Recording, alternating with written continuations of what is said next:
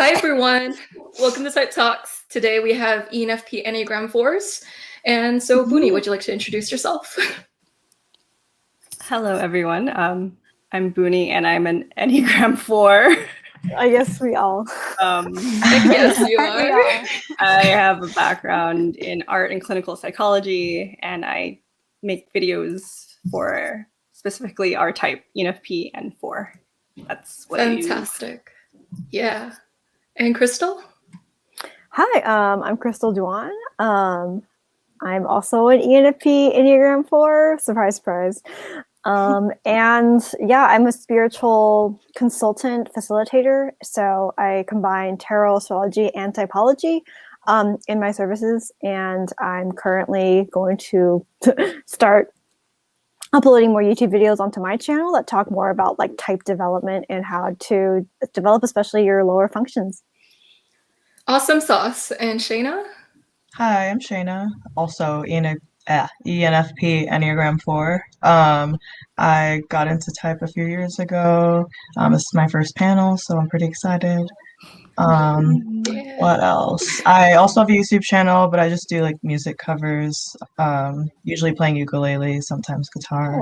Yeah. Excellent. That's great. And Chloe? Hey, my name is Chloe Denlinger, and I'm an ENFP 4, and I don't have anything to plug. Yeah, this is a great crew, and I'll have everyone's links down below. Yeah, and my name is Joyce, and I'm a certified MBTI practitioner, and I facilitate the instrument in organizations. All right, so questions. Feel free to send your questions in the live chat that way. So my first question to all of you is, how did you figure out you were Enneagram 4? What were the giveaways to you that you were this type? Yeah. How about Boonie? Would you like to go first? No, but okay.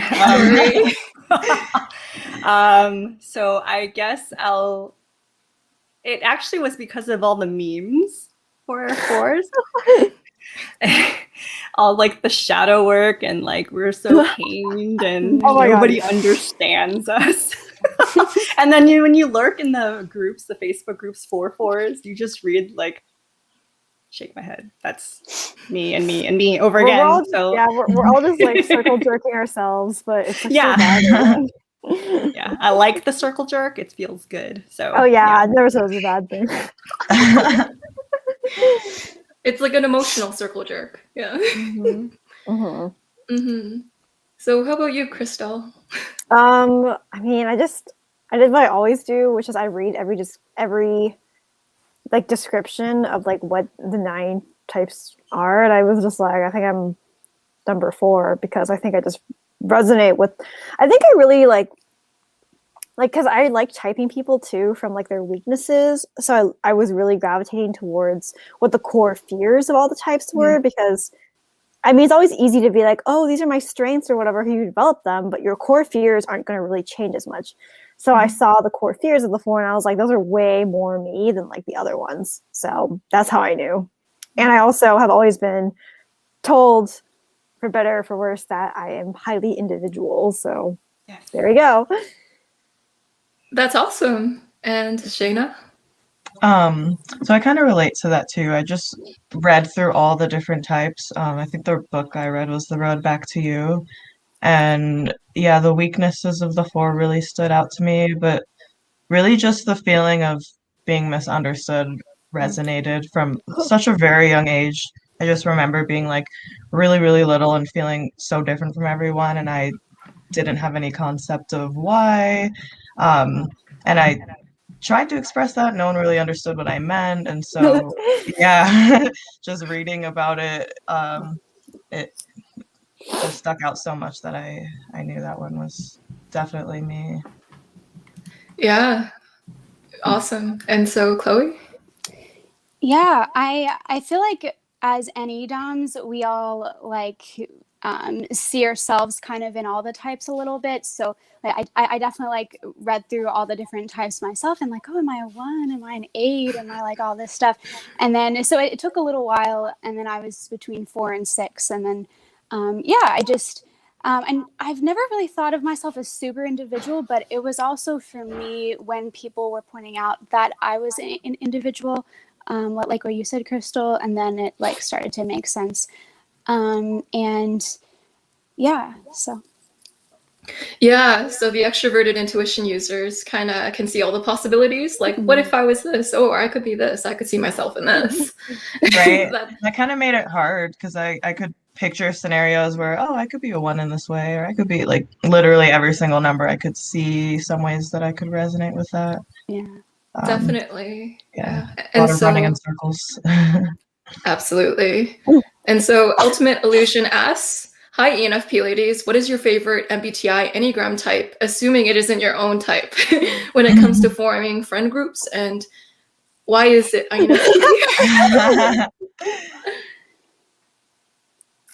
Ooh, I want to talk about this. I actually don't know if this person is an INFP. I don't know if that was a joke, but to be honest, I don't even have that many friend groups to begin with, much less friend groups with INFPs. But I will say that it is nice to like have like INFP friends. I say plural, but I've only ever had like, I guess I've had like 3 separate INFP friends in my life, but I want to highlight that seeing an FI Dom versus an NE Dom, I really feel more able to wrap my head around what my FI even is, because I've always been really in touch with my FI because I really wasn't socialized as an extrovert until I was in high school. So I knew I wasn't an introvert though, because I just grew up feeling really repressed and like no one wanted me, and I did not enjoy being alone, even though I was getting good at it. But I think INFPs just really helped me see a different side of myself that no one else can, with friend groups. And I guess like, I wouldn't say I have a lot of experience with INFPs in friend groups, but I will say that like, because I have NE and I can always see like the other side of like what's not there and what's missing. I feel like every negative experience, and I've had mostly negative experiences with friend groups, every negative experience I had with a friend group, after learning about type, I was just like, man, like if even someone gave a shit about the FI in this group besides me, I would have had such a better experience. So I guess this is all theoretical, but INFPs actually are probably my favorite type for forming friend groups because they have more of like a moral compass that I resonate with, and I desperately usually need backing up with because I tend to be in friend groups mostly FE users. No shade, Joyce. But like, I just really would like and welcome some FI to, you know, have validation for what I'm always yakking about, because I can like, you know, like start to lose sight of feeling like my FI is valid very easily compared to an INFP. And yeah, like it's been really healing to be friends with FI DOMs and get that have voice. So yeah. That's great. Yeah. With my ENFP friends who are in relationships with INFPs, there's this really intense spark sometimes because they're both FI users. So when it builds really quick. Like the emotions heighten really quickly. Yeah, so that's my experience. Does anyone else want to add or chime in? I have an INFP colleague. She and I had a podcast for a little bit, and she just checks in. She knows that I need a lot of space, even though she's that introvert. I am more withdrawn than she is. She's a 2. And I love our dynamic. I love that she can champion for me while I'm there to help her brainstorm when she needs something. She's stuck. And she gets the funny impression that people have with me. Whenever we go to networking events, people assume I'm an introvert and she's the extrovert. And she'll come out to defend me and say, you have no idea. Like if you have a actually deep conversation with her, you'll start seeing her NE, but she doesn't like you or she doesn't want to talk to you. So she looks like an introvert. So you're judging, you know? And I think that's really, you know, it's nice to have that validation that I don't need to defend myself. I got my little tiger next to me. She'll do it for me. Oh, hey, Rachel. Yeah, that's Rachel right there. INFP. She was subtweeting you. You caught her. Oh man, she's talking behind your back. That's amazing. Yeah, she always has your back. This is proof, living proof. Oh my god, so cute. Yeah, guys. Like in the SE reality, look, there is literally an example of why INFPs are awesome. Too true. Shayna and Chloe, would you like to share? Oh, tiger emoji. So my current boyfriend, I'm pretty sure he's an INFP, and I feel like I've just always clicked with them really easily right off the bat. And probably the biggest thing that sticks out to me is just how willing he is to go to like darker places with me if I'm just dealing with emotions that I don't normally share with other people. Like I just love that he's able to understand right off the bat and just create that space where I feel like accepted and not judged. And yeah, he just helps me be more secure in my FI and be more in touch with my SI as well, because I definitely struggle a lot in that regard. Yeah, they help you get more in touch with the introverted parts of you. Mhm. Yeah. Yeah. Chloe, you can go. Sorry. No, you're good. I'm kind of the opposite. In my experiences with INFPs, I feel like INFPs don't like me, and I'm not really sure why, what that has to do with. My friend groups and like people that, like really all of my friends are FE users, and it's been like that for really as long as I can remember. That most of them, have been FE users, and it could just be like where I'm at right now in life that. That's like kind of what I need in friends, and so that's kind of we're like drawn to each other. Like it's like a spiritual, we're just like drawn to each other because we both have things the other person, we both offer each other things that so I'm not really sure. It could just, like I said, like could be where I'm at. I feel like they, like in a lot of ways, for me, they let me be myself a lot and just kind of like vent, and they're not like super like they let me externally process a lot and stuff like that, and don't really like like they let me be me a lot, and I'm not really sure why that is, and if it's related with type or if it's just the people that I've known, or but Yeah, that's really fascinating, Chloe. And so Boonie mentioned being a little withdrawn. And so you'll see within the Enneagram Type 4 ENFPs that they're more likely to be a little more withdrawn because the Enneagram 4 is a part of the withdrawn triad. So it's naturally going to have more of that bent there. But also some ENFPs in general, they're more reserved than you would think that they are, because extroverted intuition, it doesn't always have to interact with people to be energized. It just has to interact with ideas and ideate and brainstorm. Yeah. And so Joshua asks, ENFPs, would you say that you guys are good at analyzing people? Also, with the questions coming in, try to make them Enneagram 4 related, but it's okay if they're not, but just because it's called Enneagram 4s. So I thought maybe we'd make the questions more of that way. For sure. Yeah. So anyone want to take a stab at this question? Can I answer the question before? Definitely. Okay. Yeah. My favorite type is still ESTP. I'm an SC Dom fan. I love being present. I think it has to be paired with being so withdrawn that, I'm so cerebral and disconnected from my body that I seek that balance. I seek that wholeness where I don't have that, right? And so I'm drawn to those who naturally live in the moment. Let's take it as it goes. And the gift of the present is so important that I never truly live in the moment. I'm always thinking about the future, ideating possibility. And it's a great gift to offer ourselves in the world in general. But I think we do we lose out on truly living and seeing people as they are. So I do admire that a lot. And healthy ESTPs, because I know there's a freaking ton that are not. Nothing against them. I'm just saying, stay away from me. So like the ones that are healthy, it's refreshing too, because you can see what toxicity of any type looks like. You know, when you come across a healthy one, it's like, wow, you're blown away that they're representing for their type. So I'm appreciative. Yeah, you gotta love those SE users. Your taste is similar to Heidi Pareeb's. She has a thing for SE users too. She's an 8. I am trying to figure out if I have an 8 in my tri-type, but you know. I think you do. I do. That's how we get along. Yeah, just depression, you know. Yeah. So maybe 8, maybe. I didn't realize that there was another unironic aspect to this question, because I saw how the takeaway was to praise INFPs, but you like took the NE aspect of like, well, actually, now that you asked what is your favorite MBTI, whatever, Enneagram. For me, I think I'm stuck between ESFPs and ENTJs personally.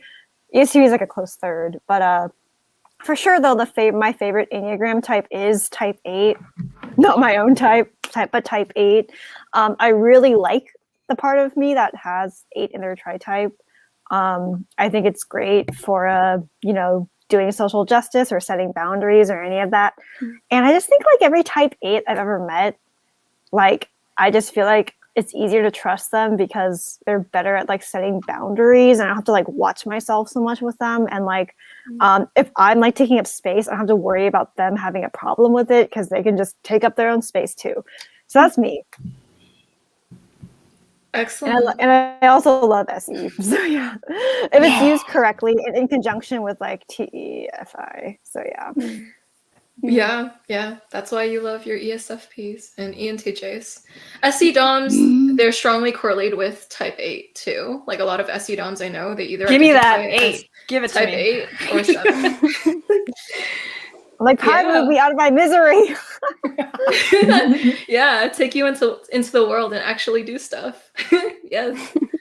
So ENFPs, would you say that you're good at analyzing people? As type 4s, what do you tend to analyze in people? I usually try to analyze like where people might be coming from emotionally, like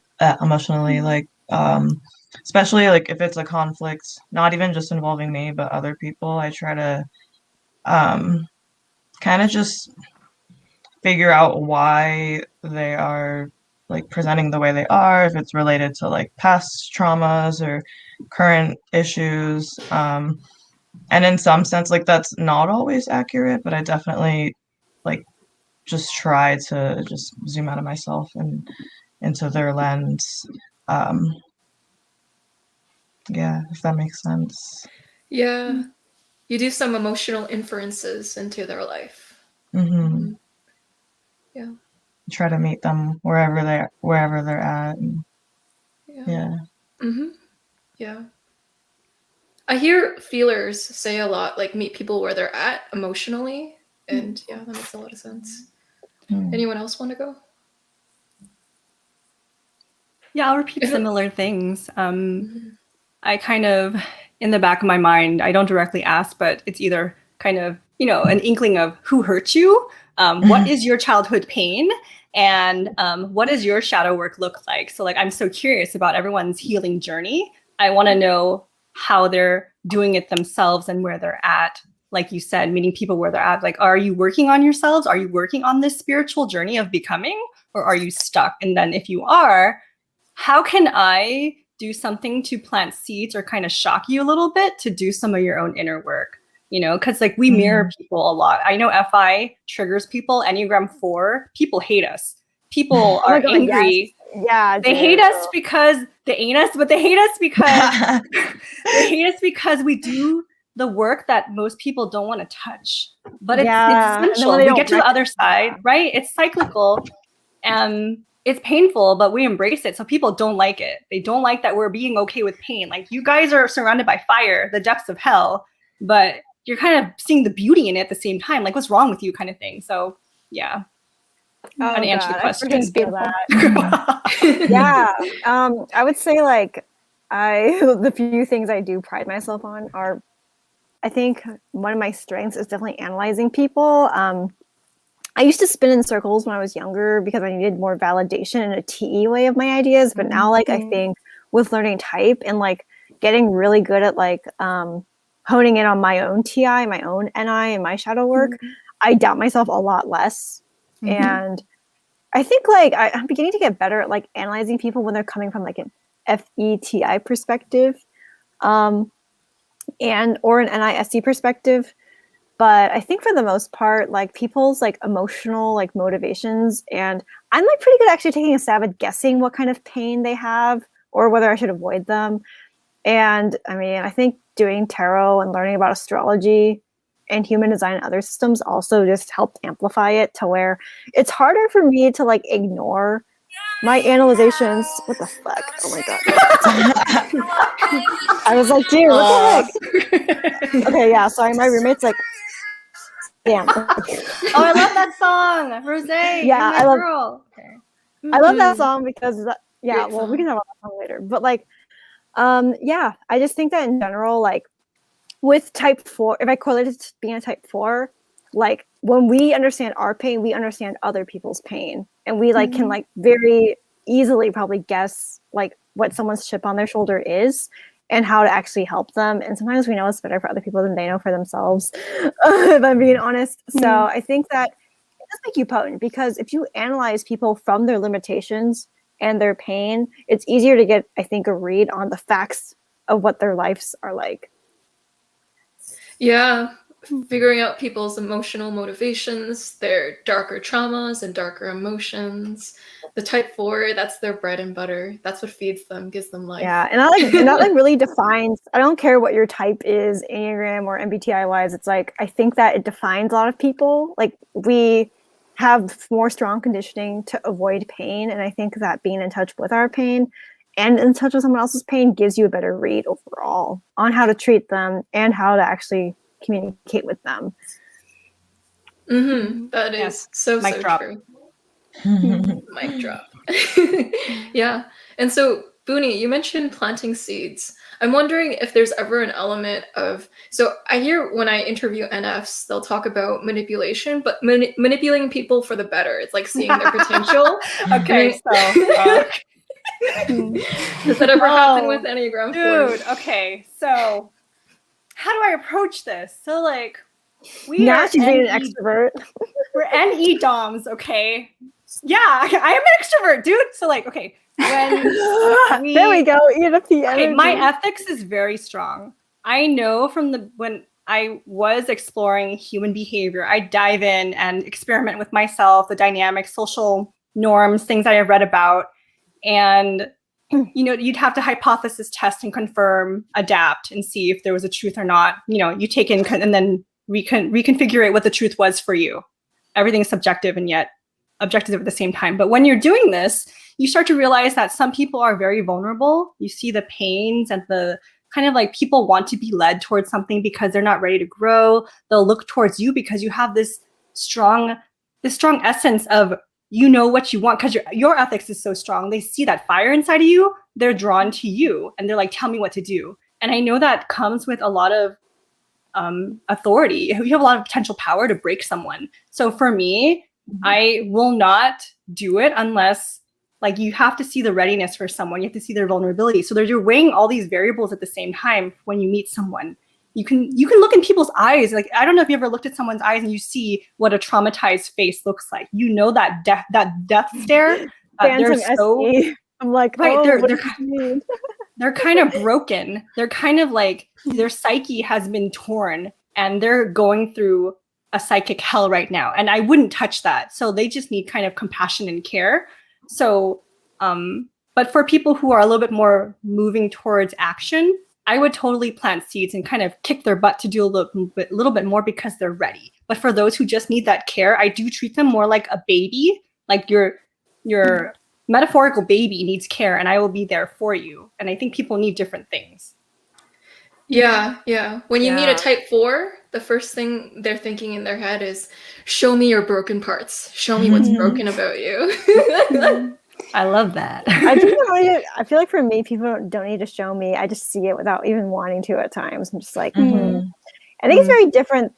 Which is why I'm glad I'm not a type 2. I just think like that's how it's supposed to be, because like I have never identified as being a fixer, even though everyone, like I only recently noticed that everyone comes to me with their problems and has been doing that for a long time. But like I can be like, whoa, what? I didn't notice. Like, because I don't identify with that label. I just happen to help people as it kind of flows into my life. And I think with the planting seeds thing, it's more like I plant them, but like I don't even pay attention to what I'm planting, because I just have faith in everything is always blooming, whether or not I'm even the active agent. So I think that's the difference between like us and like an NISE user. We're not attributing to our impact on people as us. We're attributing it to like we are acting in the service of something greater, like a greater principle or like God or whatever. And so I think like with what Boonie said about the planting seeds thing, the thing is we're always planting seeds. We always like seek to inspire people, but not like through like impacting them like through this forceful way, but more so just like kind of like scattering dandelion like seeds around, like just like by us existing, just like those things flying whichever way they will. And yeah, like I think that even holding space for someone is planting a seed of like hope or something. And I think the difference is like NFP 4s aren't attached to the outcome of whether or not like the person's pain was fixed by them. We just view ourselves as aiding the process of this person already going through the inevitable healing and rebirth. And that's a key difference. I think when we can disintegrate to 2 in our unhealthy states, we can really identify being a fixer. But I think at our healthy states, we're not that way. Well said. Well said. Been there, done that.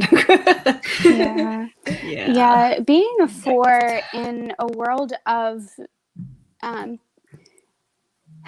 where, because 4s are the most rare type, right? So we definitely process and very differently, and like I know it can be hard for me living in a world where people are escaping their pain and just are very prone to spiritual bypass like that, whereas us 4s are able to process heavy amounts of grief and are able to shoulder others' grief as well. And like sometimes I feel like I care about others' emotions more than they care about them. Oh yeah, for sure. And yeah, so that's kind of what I'm kind of a theme I'm hearing and what everyone's saying about like that we kind of like we see like under the surface, and like we it's not even something that we like try to do, like we're not trying to be like different and see all these things or whatever. It's just kind of comes to us, and people can be kind of I don't That's know. beautiful. Yeah. Shayna, would you like to answer? What was the question again about planting seeds? Yeah, do you ever plant seeds in people? I agree that I wouldn't do it in like a forceful way kind of thing. I think it's more so I'll like to kind of ask questions or like bring up different topics or ideas to get them to like dig deeper into themselves rather than just telling them, oh, I see this, this, and this, and kind of giving them the answer. But yeah, like Boonie said, just kind of gauging like where they are in their own journey and if they're ready to go in that direction or not. But yeah, I think I will just try to like guide their thoughts in that direction, and yeah. Fascinating. All right, Enneagram type 4s, what are your hobbies? What are your Psychoanalyzing Too many. people? Yeah, right. Yeah, I don't know what Psychoanalyzing else. people. There's nothing else. yeah. As a wing Psychoanalyzing ourselves. Amazing. Definitely. Yeah. As a wing 5, I like really all I do, well, I work, and then like, except for work, all I do is like study study. I really like studying the social sciences. I've been getting interested in interpersonal neurobiology lately, which is a combination of the different disciplines of the social sciences with some talks about neuroscience as well put in there. They also call it relational neuroscience. And yeah, like I just basically like read and like study things all day. At least right now, that's what I'm doing. I totally relate So- to that. Really? Yeah, I feel like I will research things a lot too. Not always something that I'm like specifically interested in. Like sometimes I'm just watching a random video and there's some subject that I Oh yeah. like, I don't know, trains or something that I don't really have an interest in. I'm like, now I wonder like the history of blah blah blah. Yeah, so That's so cool. going on rabbit holes of random useless knowledge, I'll Any spend a lot of time on that. Yeah. Yeah. Are you also a wing 5? Yeah. You Are we Oh, all? that's awesome. Wait, Crystal, are you 3? As I keep talking, I'm definitely the more talkative That's so one. cool. But yeah. Wait, you're wing 5, right, Boonie? I'm 5, yeah. Okay, yeah. I figured. Yeah. There's also a difference in energy level too. Like Crystal seems to be more on the obviously extroverted side of ENFP, and you 4-wing 5s look more on the in-between ground between extroversion and Yeah, like introversion. I'm like consciously trying to pause before I answer each question to like give you Yeah, I all think her, she's y'all- like ready to pounce. oh my god, it's so difficult. Yeah. I can like spend all day talking. Like it's like I'm like so self-conscious about it. Yeah. I'm sorry. I love wing 3s. Like I'm jealous of 4-wing 3s like you, because I feel like they're like my my ENFP side is kind of like jealous of the spontaneity of like the more like me. I can just be like really stuck in my head, and like it kind of like pushes and pulls with my wing 5. But Yeah. Yeah. Huh, actually, now that I think about it, every freaking type 4 NFP I know, which not that many besides y'all's, I guess, but it's actually a 4-wing 5. I think I'm the only ENFP 4-wing 3 I know. Not saying it's like rare or something, but like I just never thought about how the wings play into that. But yeah. Mhm. See, I would have thought it was rarer to be wing 5 just because of the like contrast that too. between extroversion and the 5-wing. Yeah. But I think I Fascinating. don't know. what I will say though is unless people really know me, which to be fair, everyone I've talked about Enneagram with really does know me and sees it, I feel like people underestimate how much introspection I frequently do as a 4-wing 3 and who is as outgoing as I am. Because yeah, but I'm like super in touch with my FI. Like I can't ignore it ever. And I think like I've noticed the ENFPs who aren't this type, they can be like really like NETing all day and not really necessarily understanding social cues. But I feel like I'm very sensitive to other people's feelings, given that I talk as much as I do, and a lot of introverts normally would probably think that's annoying. But I have a ton of introvert friends who I'm like the person that they go to and they end up talking like even more than I do because I'm a great listener, I think. So yeah. Yeah. So the ENFPs with extra strength FI that have hyper enlarged FI tend to be the type 4 ENFPs. There's a lot of overlap with I your agree, yeah. description. Yeah. Your descriptions of being a type 4 with the FI general description, like I'm seeing that overlap as we're talking a lot. Yeah, really cool. So if you want to get close to an ENFP, it seems like they really like psychoanalysis. So you can always open up that door right there. Yeah. And the next question, okay, so how do you tell apart an ENFP from an INFP? And I guess also in the context of this panel too, how would you tell the difference between an ENFP type 4 from an INFP type 4? It's a hard question to answer because it took me like years of going back and forth between that. And I think it was because of the fact that I'm a 4 and I felt so I identified so strongly with FI that it took so long to differentiate the two. I have a lot of thoughts about this, but I want to like I'm just like, anyone else want to go first before I try to be mindful? Yeah, the only thing I would say is like I focused more on my weaknesses to figure out to differentiate the two. Like looking more at my inferior and tertiary and thinking back to like my childhood. Yeah, I want to hear what you have to say though, because well, okay, so when I type people, because I actually do offer like typing services, and I just have always done it for like 7 years of my free time. I don't pay attention to whether they seem like an extrovert or introvert, which is why I didn't question Boonie, even though you weren't like always high energy when we first started talking. I always knew you were ENFP. But I think it comes down to, do they lead with NE or FI? Like, and I think for me, I like study them to see what seems like more strong. And then I also look at their tertiary, because INFPs, their SI will stick out to me way more too. And their TE will be more muted versus ENFP. There'll be like a lot of like very stoicness sometimes to how they talk in a way that's not necessarily how an INFP will express, especially their intellectual thoughts.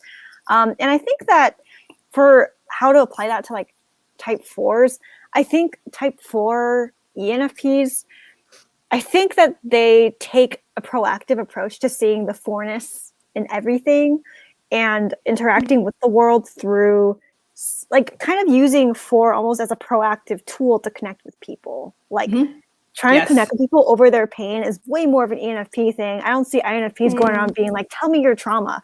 I don't think INFPs are like, INFPs don't seem to invite that into their life as much as an ENFP does, because we are like eating up the stimulation of interacting with others and all the ideas that it's going and contributing to, because, you know, we're NE ideating.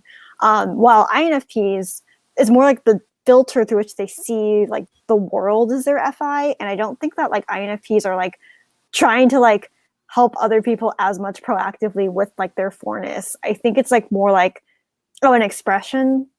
And like I've noticed, because all the INFP 4s I know are authors or like writers, and they will like give out some like interesting philosophy or interesting introspection, but they're not going to be like the types to like go around, use and become social butterflies via finding out other people's pain or interacting with it and almost being inspired by it. Like I definitely think that like me being drunk off of all of these ideas about humanity and seeking them out is entirely an ENFP thing for sure. And so yeah, and I spent most of my life, for the first like 14 to 15 years of my life, when I was very socially awkward as a kid. Like anyone who knew me back then probably would have thought I'd grow up to be an introvert, but I fucking knew I was going to be an extrovert, fam.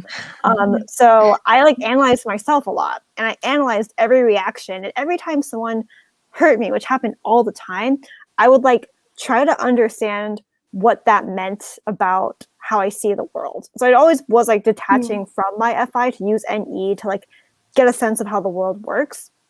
And so I think that's just the ENFP way. Like we are so much more preoccupied with like perceiving the world correctly, versus INFPs I don't think are as like dogged about like getting it correct, or because they're not reacting from a place of intuition all the time. They more so are just aware of their feelings, but I'm like always analyzing how my feelings contribute to my worldview. So it's like it's the opposite. It's intuition first, feeling second, not feeling first, intuition second. Yeah, I Yeah, would agree with I and Chloe, you can go first. Sorry, I feel like I keep interrupting. I'm so sorry.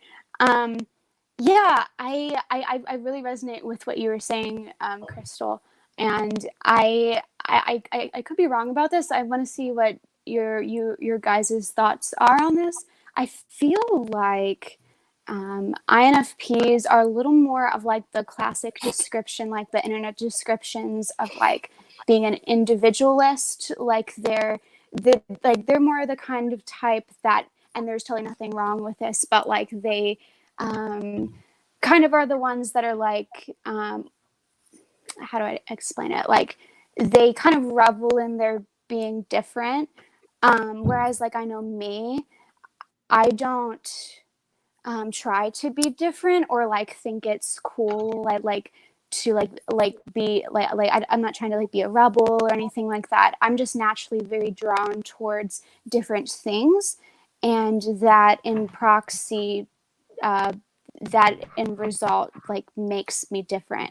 Like so like if you kind of hear that distinction, like I'm not trying to be different, but I'm just like drawn towards and like alternative type of things, or like I've been drawn to like esoteric things, and that's just like where I'm naturally drawn, and then that makes me kind of different. Like as I'm doing that, like world exploration, like as Crystal was saying, and like stuff like that. And then that's like, yeah, look, if that makes sense. Yeah, that makes complete sense. And yeah, I agree with Crystal's tips on figuring out the differences of the ENFP and INFP. So I have a typing service too, and I would add on that a few other ways you can differentiate ENFP and INFP on top of what she so eloquently said was that the fixation. So, EP, IP fixations, Yeah. objective personality, they call it the EP fixation is on chaos, or personality hacker would call it freedom. Same thing, in my opinion. And Chaos the and IP freedom, same thing. it is. True that. Yeah. And Wait, what's the IP fixation? the IP fixation, Yeah. In objective personality, it is self, and in a personality hacker, it's righteousness, which is the same thing. It's self-righteousness. It's the same word. And so you'll see a difference there where with some INFPs, you'll be able to identify that they're INFP right off the bat. It's like, do they make a judgment first or do they make a perception first, if that makes sense? So INFPs lead with judgment. So they're more likely to make a judgment quicker or make a position quicker and kind of close it at that. Whereas ENFPs are more open-ended, and ENFPs, because they lead with extroverted intuition, they're going to take in more information while they're making that judgment. So there's a slight difference there. There's more open-endedness open-mindedness with the ENFP. Yeah, and just generally. And so wait, I wanted to let Boonie maybe have a chance to answer before I also add something to that. Boonie?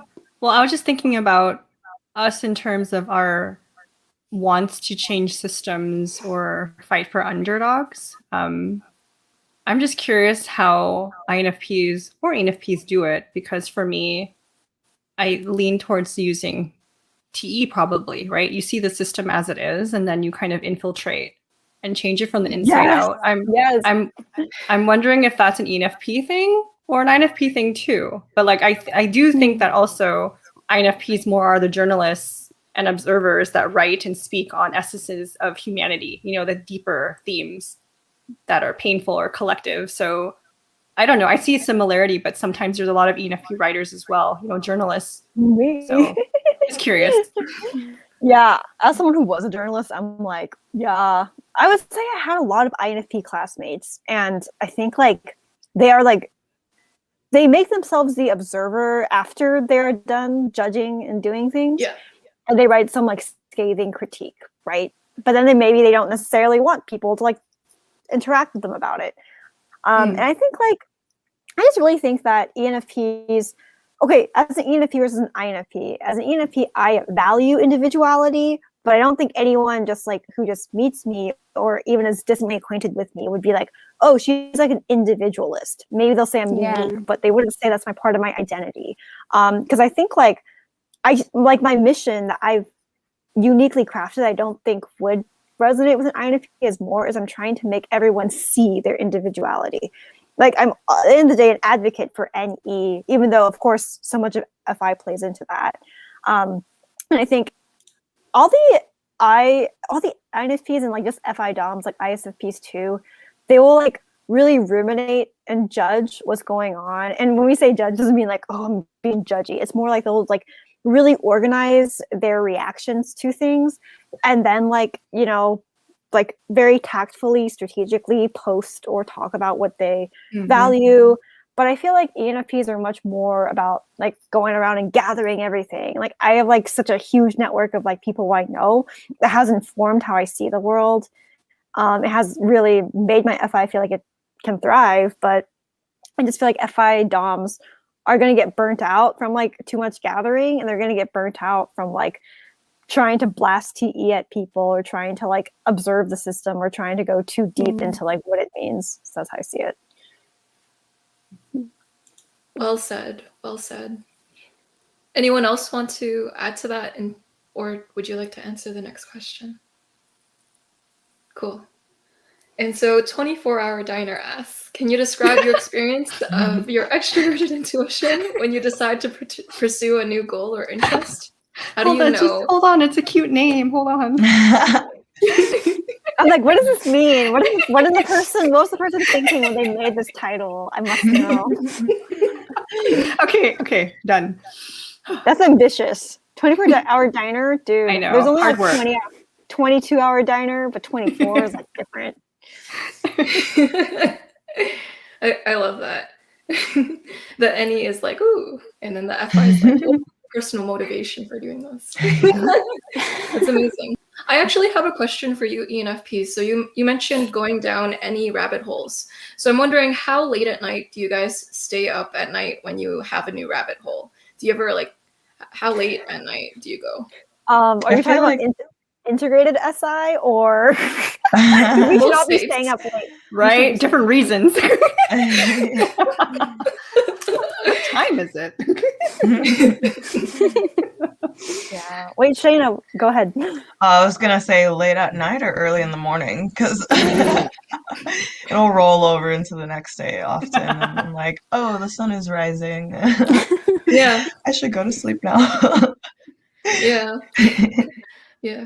I had an ENFP best friend who would stay up late, researching the most esoteric topics, like the curative powers of a certain type of mushroom that nobody knows about, and why it was really important in native times.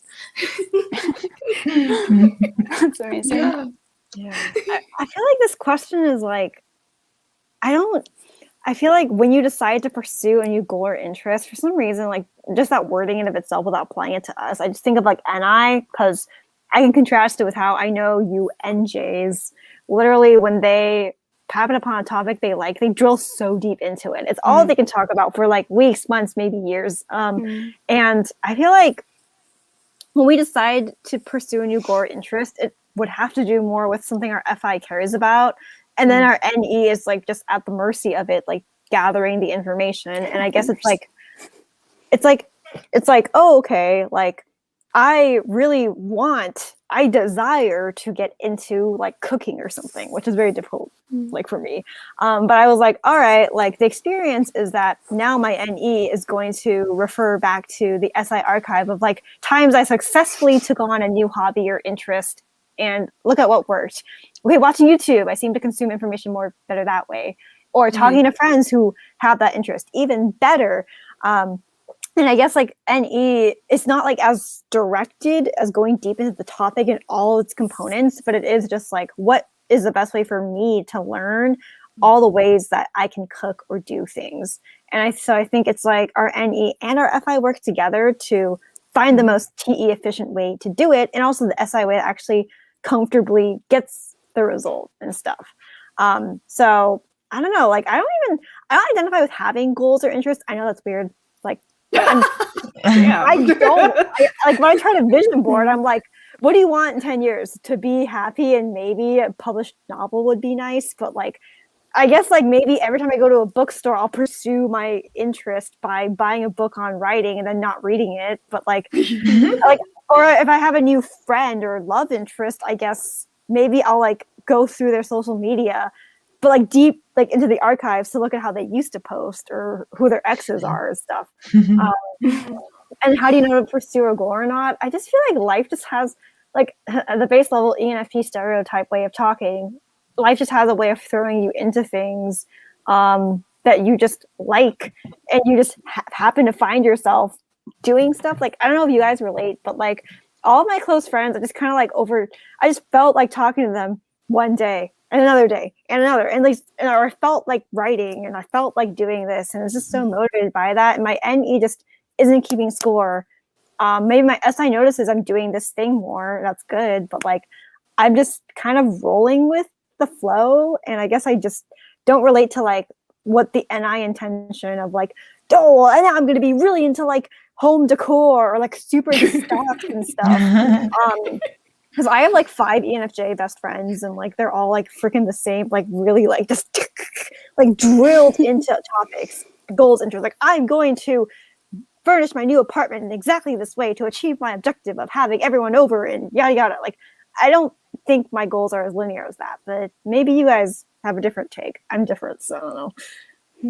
I wonder if intuitive DOMs in general have like hints of this, like of this trait. Like I feel like as intuitive DOMs we have a lot of ideas and things happen upon us, like aha moments, and then we get like these like sudden bursts of inspiration, like these like aha moments. Like, so I wonder how I wonder how that if NI DOMs experience this in like probably a different kind of way, but maybe in like a introverted way. Like I had an INFJ friend tell me who writes poetry about that they throughout the day would have things like kind of like realizations and things come to mind throughout the day that just like quotes or like just I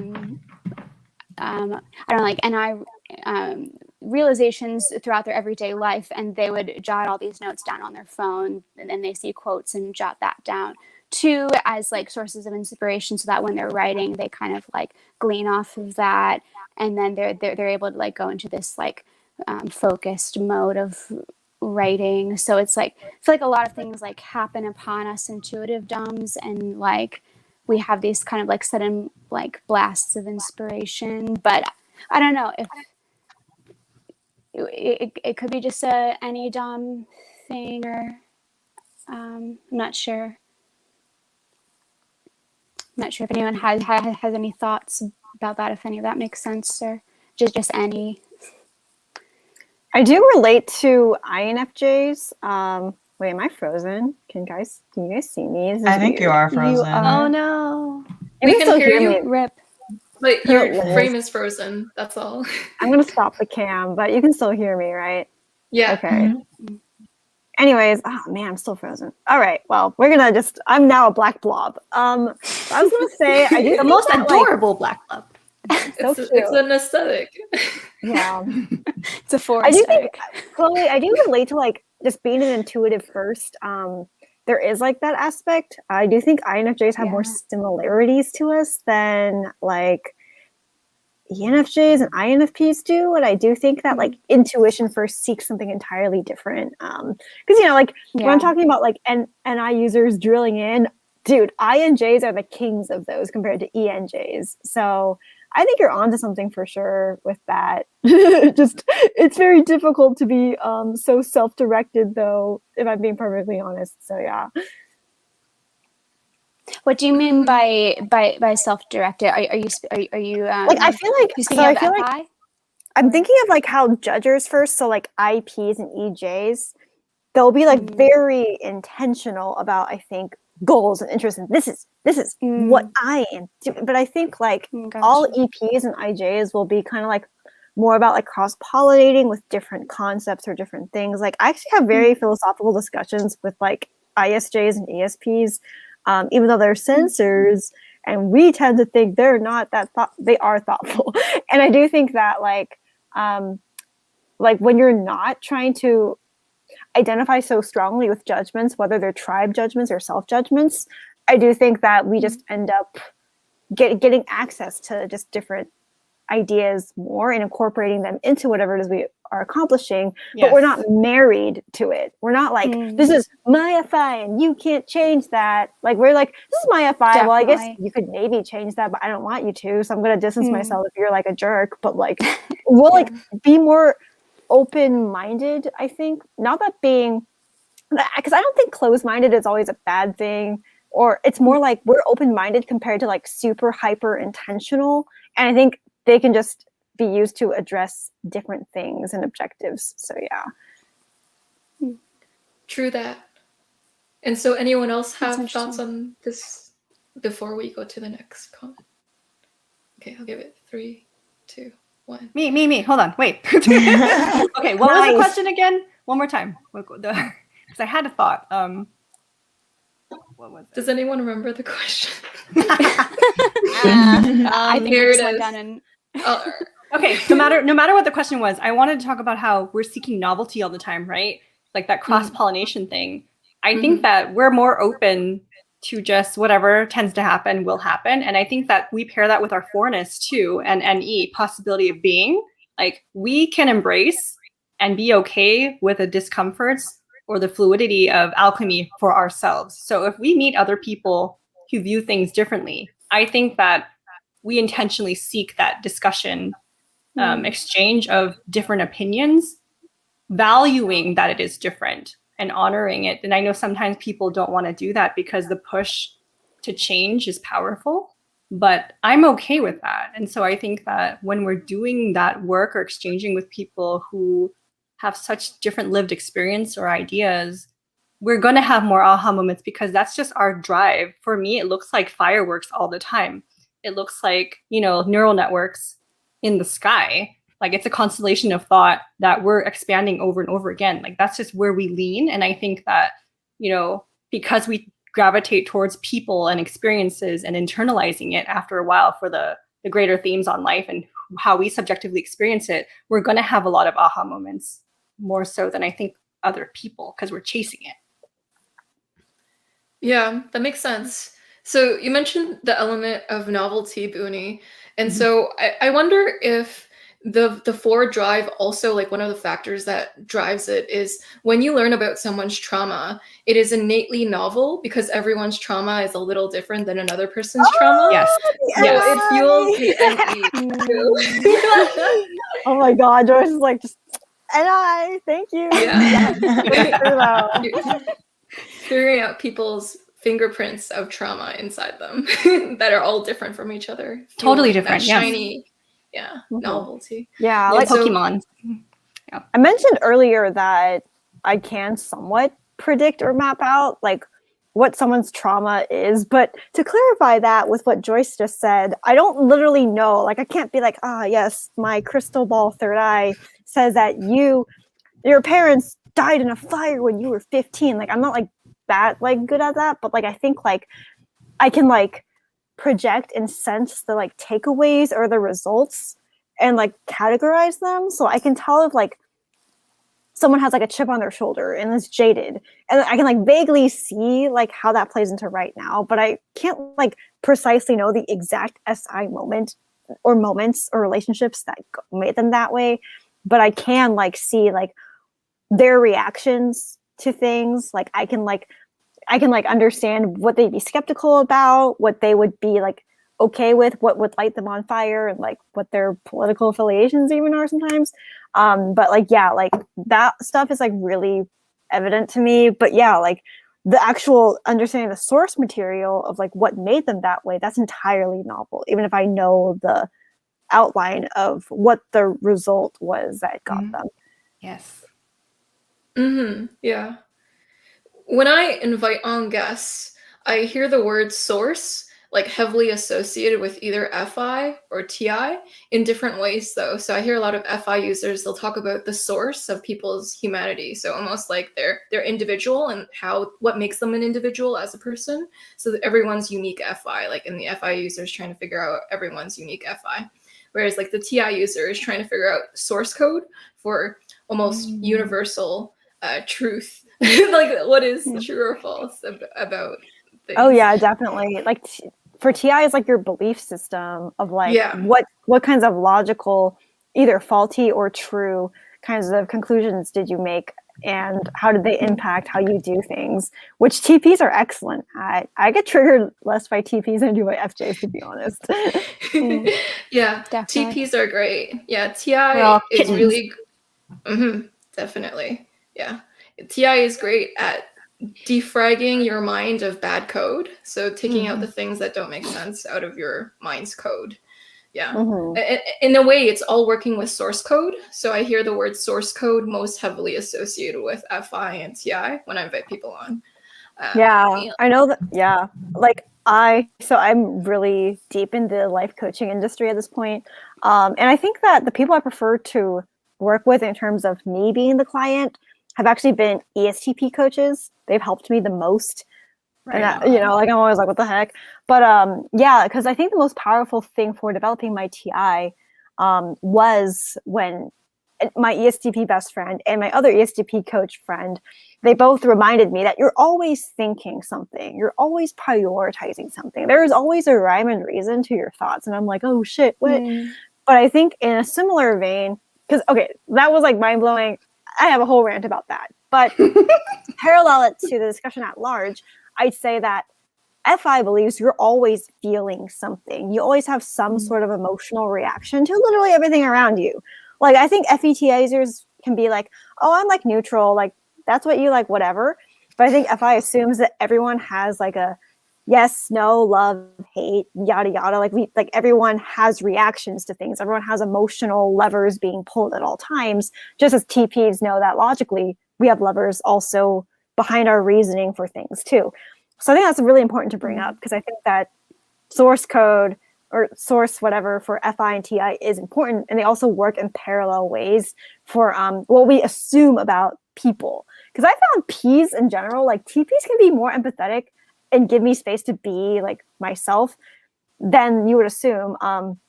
To harken back to someone's comment on like how we react to criticism, I used to think that I just dislike TI, but then what I realized was I dislike faulty TE.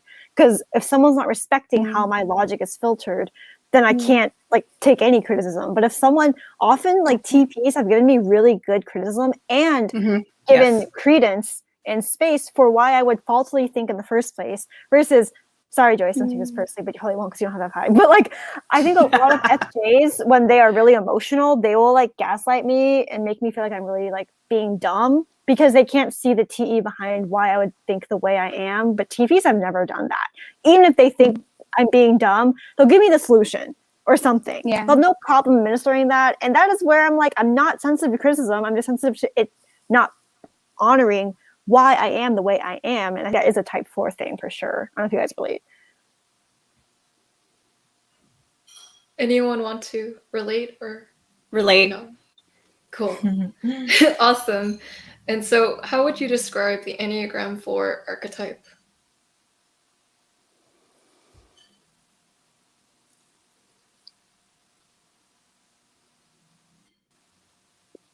How would you spot an Enneagram 4? Do you think I would self-awareness? Oh, go ahead, Boonie. I was just going to pair her with Persephone. I think that in the beginning we're very maiden-like, naive, and we need to kind of spend half our lives in the shadow and then coming back out to resurface until we reach our own equilibrium. So we do need like some type of maternal figure or some protector while we're seeking who we are. We're searching for that, but we're drawn towards other people to guide us where to go first. I think that's something I resonate with. I'm not sure if other 4s resonate with that. Persephone is my favorite character in the Greek mythology. That's funny. Can you talk more about the mother aspect though? Because I'm sure that's about Demeter, but I'm curious. Yeah, I think that, since she is so young, she's naive, she doesn't know much about the world. And so we do seek some type of, so like, this is like the heart types, 3, 2, 3, 4, right? We're guided towards when we're not secure in our identity and working through that shadow, we do crave relationship-wise someone to save us. So it's either like some maternal figure to protect us from the world, or, a love interest to redirect our focus instead of dealing with our own stuff. And that's like the balance. So accurate, yeah. Right? And so I do, when I was reading Laura Olympus, I was like, I hated her because I resonated too much with her. It's like, damn it, why you gotta do that? So do you think all 9 of the Enneagram types have like a Greek mythology archetype? Oh, for sure. Yeah. Have you thought about which ones? I have to ask you about this later. Ask about it later, but I just resonate with like my selfishness of thinking the ones that I resonate with first right now is Persephone. But I do think about the crone as I've emerged through a huge shadow work, like I'm leaning more towards that older wise woman type of archetype now. So, but I think in the beginning we are very, very much so relatable to Persephone that we have to do that work. It's so funny because like I think the crone, the older wise woman, it talks about our integration to like one, and then like I wonder what the disintegration of type 2 would be in this depiction then. Yeah, let me think about it. All right, well, anyways, I'm like, I'll have to figure that out with you. Yes. I think that the Enneagram 4 archetype is very about like what individuality is in our relation to it. Now, to address the negative stereotypes of like, oh, 4s can be like narcissistic and selfish, which I've frequently seen like thrown around on Twitter. I think that, and I've been like just really misunderstood about this too, but what I realized is I'm always obsessed with the distance between me and individuality. Like, what is that distance? Like, I'm like, am I the same as everyone else or am I different? Like, I feel like I struggled throughout my life with wondering what the answer was. And I was really okay with either answer, but I think as an ENFP 4, I really didn't know how to like understand what it was. So, because when I've been like upset, it's because I think I'm too individual to where I can't get things that other non-individuals are getting, to where I'm not even judging other people as being not unique enough. I'm literally just in despair because I think my individuality is separating me from other people. Then when I'm told I'm not being individual enough, I literally like don't understand then like how to actually like define myself. It's like the bounds and leaps of it. So I guess like I don't think we actually want to be individuals like necessarily. I think we just know the facts and think about the facts of what individuality is and naturally how we, because we're the subject matter, we know best how we fit into that. I definitely relate with that struggle, and I think we really sense our this speaker that I really like. His name is Kurt Thompson, and he's also an author as well. He says in one of his books that we are to be a community that's both differentiated and integrated. And a lot of like what life is like figuring out what that looks like and like kind of divvying out like, okay, like where do I start and others end and like Yes. and things like that. So it's definitely a very relatable, understandable kind of like if it can feel like a mental conflict, especially for us 4s, and then as NFs that are like we really value harmony and stuff like that. But then but there's a lot I could say about that. But so That's amazing. How about you, Shayna? I think one way I would describe being a 4, I feel like it's just I've always had this like detached perception of myself and everyone else from a young age, and so like in terms of individualism, I don't think it was like a conscious decision, like intentionally trying to like be different from the group. I think it's just because of such a strong awareness of how all the little things impact you and like others. It's just hard to just go with the mold that you're handed, or just the narrative that you're told how things should be or how you should think and feel. And so, yeah, just I feel like a big part of being a 4 for me is just like figuring out, like I don't remember who mentioned just where we start and others end, because we're just so aware of all of the nuances in ourselves and the source of those nuances. And I feel like for me, I didn't always feel like other people were thinking on that level, and so that kind of felt alienating, just being so deep in my head while others were on this other plane, in that sense. And so, yeah, I think that's where that feeling of just being so different comes from, because you're just so entrenched in your those thoughts that I didn't always feel like others would access. Yeah, I don't know where I was going with that, but those are just some little things that stick out, That's at least for me. amazing. Yeah. Yeah. So great. I love how reflective these answers are. It's amazing. And so Crisis Alert asks, how much do you associate with the fear of not having an identity or significance? And if you do, what steps have you taken to overcome this fear? I think it's really interesting how so many, like what Crystal mentioned about like Twitter, people talking about fours like being so like narcissistic and stuff like that. How people will like say that, but like we actually like really at least like in the beginning of life, like we really struggle with like that having if I'm looking at the question, not having an identity or significance. Like I've often felt I think I said in another video that like I've struggled a lot with like feeling like I have no like substance, like I really have like I'm like an empty shell. And it's why I feel like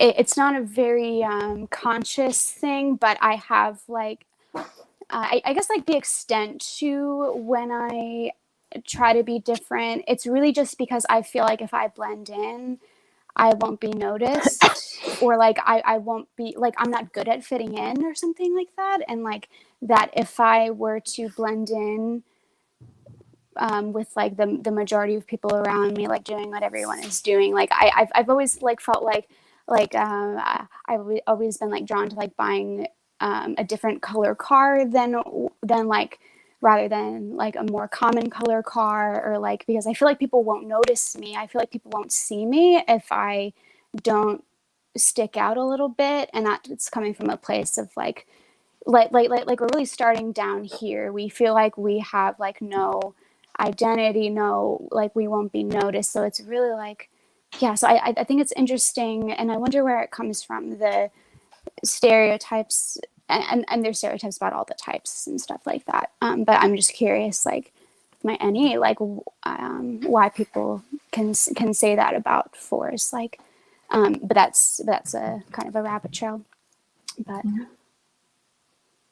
I relate to that a lot too on wanting to kind of stick out because it just would intensely rub me the wrong way to just like go with what's handed to me just because like that's what it is, or like the general like things that are popular or just whatever is like handed to us. I would always just like want to like question that, like, well, why should I like this thing? Like what's on the other, like behind that? And I think for me, like just growing up in a really strict kind of like dogmatic household where I'm told like what to do, what I should believe. For me, like the fear of not having an identity showed up with that because I didn't want to just make myself fit into the mold that was handed to me. I wanted to listen to what came up within and go with that. Yeah, so I think that fear stood out a lot more when I was younger, just because, like, when you're younger, at least for me, I'm there's all these people and things that are trying to influence you, and I think as I've gotten older and just made more decisions for myself, that fear isn't as strong.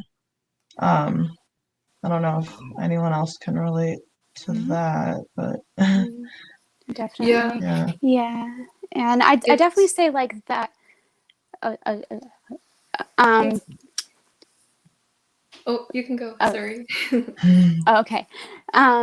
I feel like when I like I guess do things differently, it's like it's not coming from a place of feeling superior than others. Like I really have no issue, like I guess like doing what like I feel like it's just something that people get wrong about fours a lot, thinking that we're being different from like a superior place or something, and that's like totally not.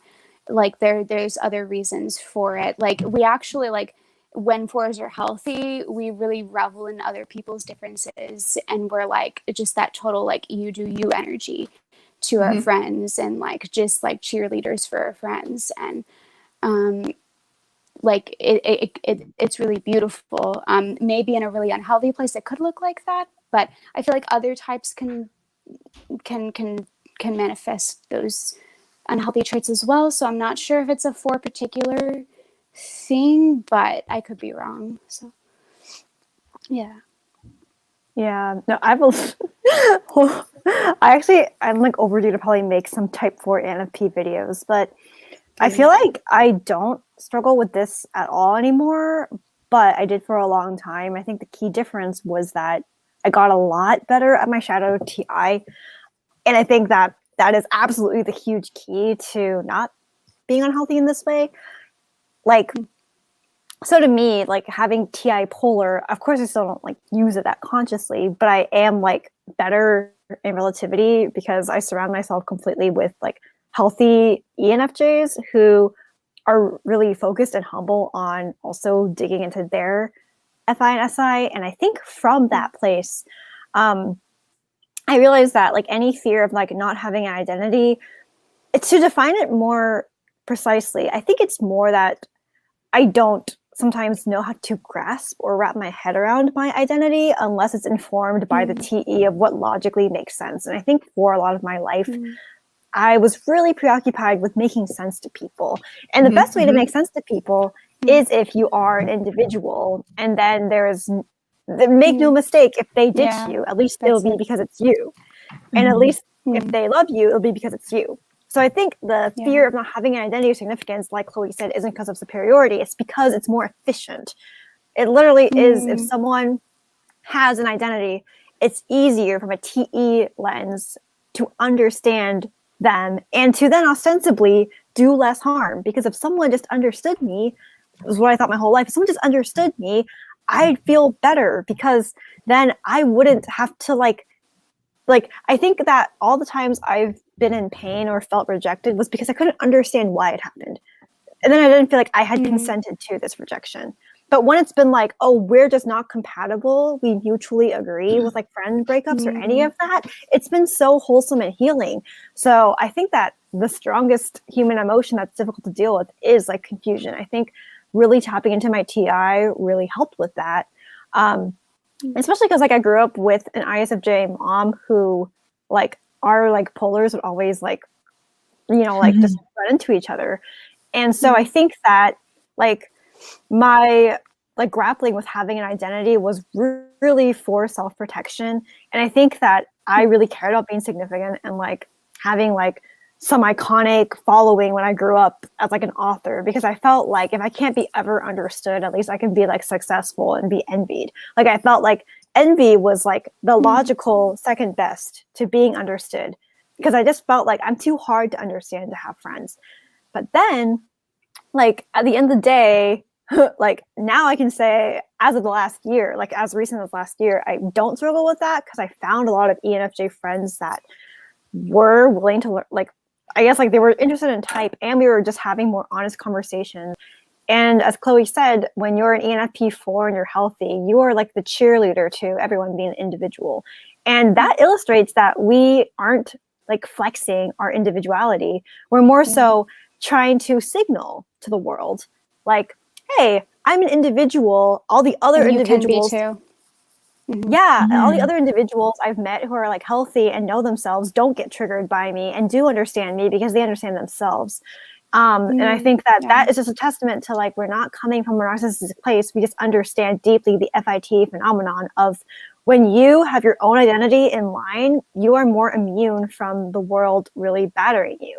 And I think that it's easy to think it's the solution is through FI, but it's also TI, which often seems like our vice, but it's also like really deeply important because TI is like my truth and my identity is unshakable.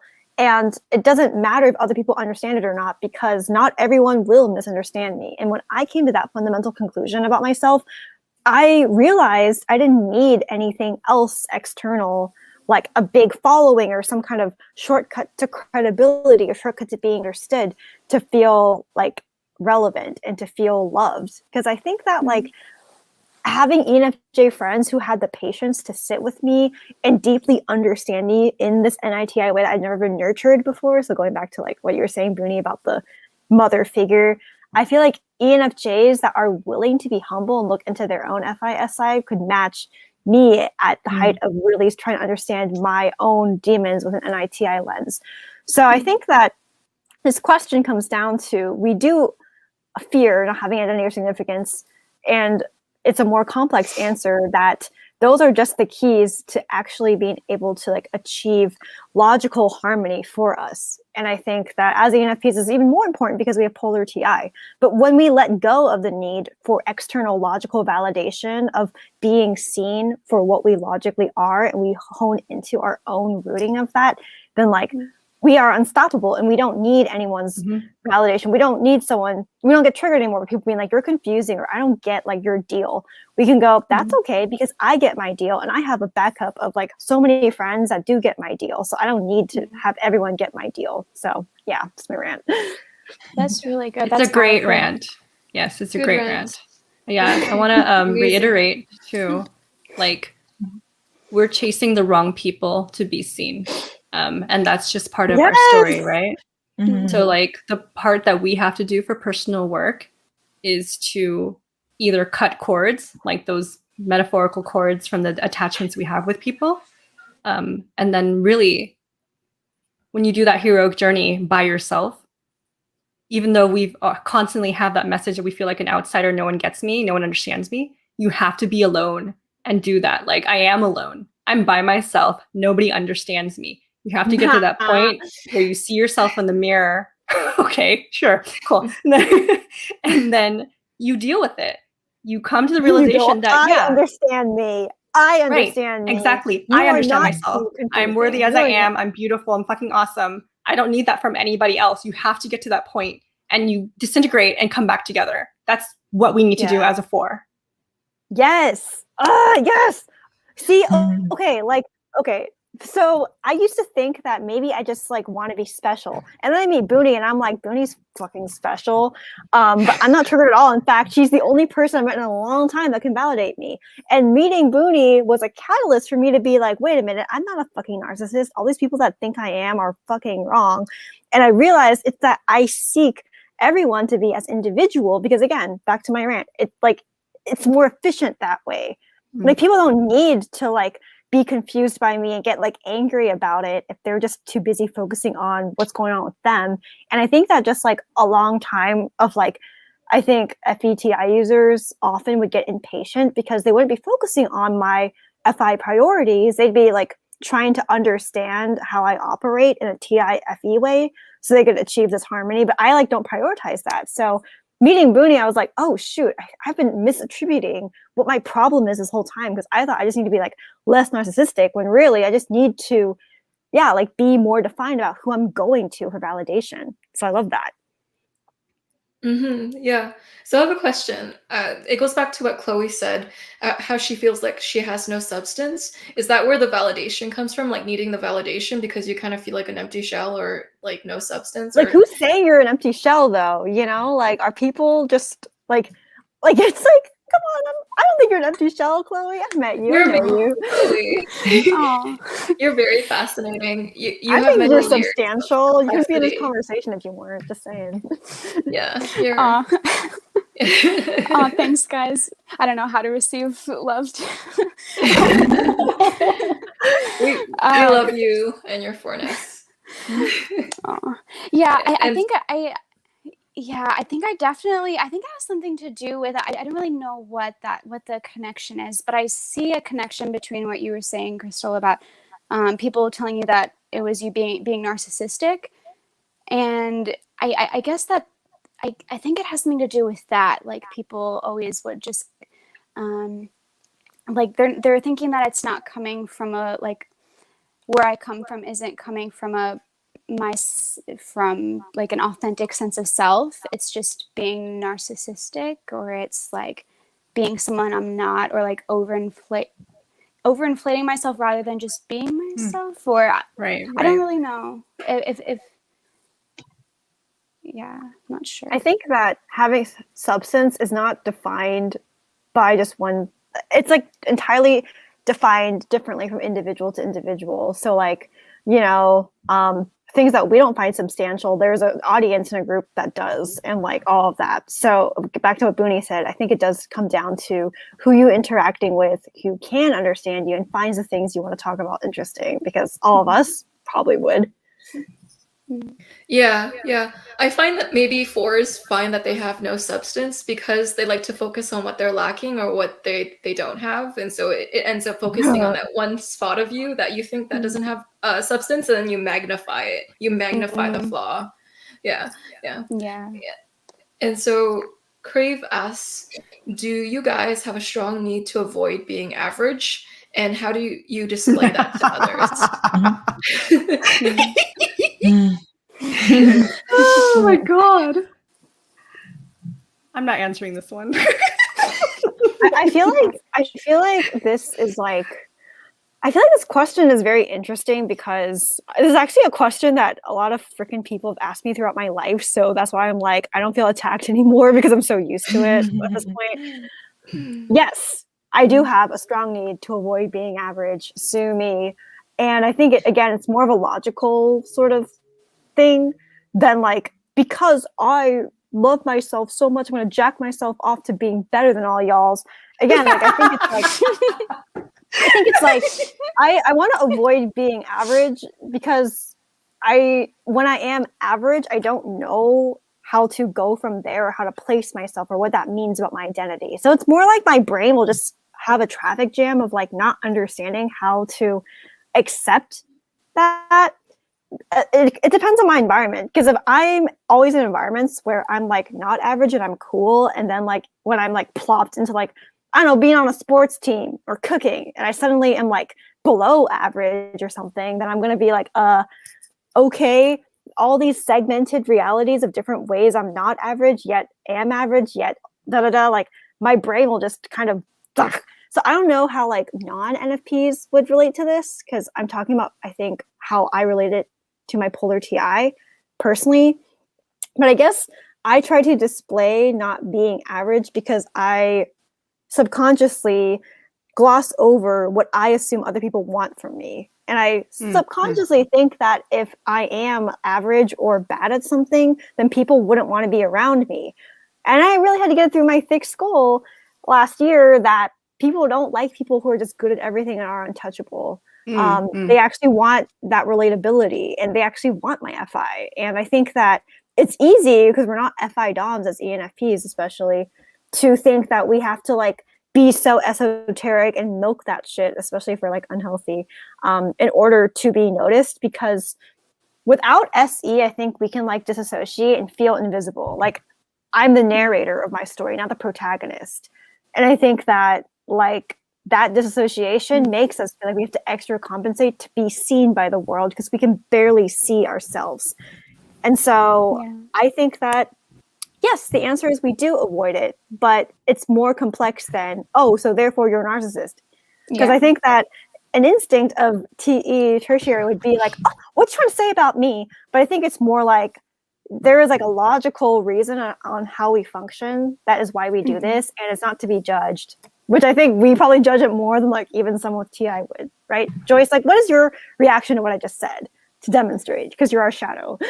I don't really think about avoiding being average. I'm pretty okay with being average. Oh no, normal. I meant like what I just said. Did you think it was like annoying or weird or any of those judgments that we might fear someone asking this question would think? No, I love it. I love hearing that strong sense of identity. Like, I like hearing NFPs talk or Type 4s talk, because I feel like sometimes I lack a sense of identity. So when I hear someone with a strong sense of identity, I feel like I'm able to adopt some of that, or it might, like, it's healthy if it rubs off on me in some way too. So I'm grateful for it. I like it. Rubbing. I feel like, kind of a side note, I feel like FE users are really like, I feel like in a lot of my life I've struggled with knowing who I am and my identity. And I wonder if that's why FE users and I have always found each other, is because I find that whenever I express that they're that like they really understand in like an FI sense, where in their FI sort of sense, they understand, because maybe like they have trouble, or kind of like what you were saying, Joyce, about like the sense of identity thing. Just kind of a side note, I just realized that's probably why FE users and I find each other. So I see that one of the cues of Enneagram 4, or maybe this is FI too, is that when they're taking in information, they're instantly trying to see how it relates to them or resonates with them in some sense. So you'll see that Chloe was like, she finally figured out why she gets along with F users so well. So it's like almost everything is a means of self-exploration. This entire conversation was a means of self-exploration.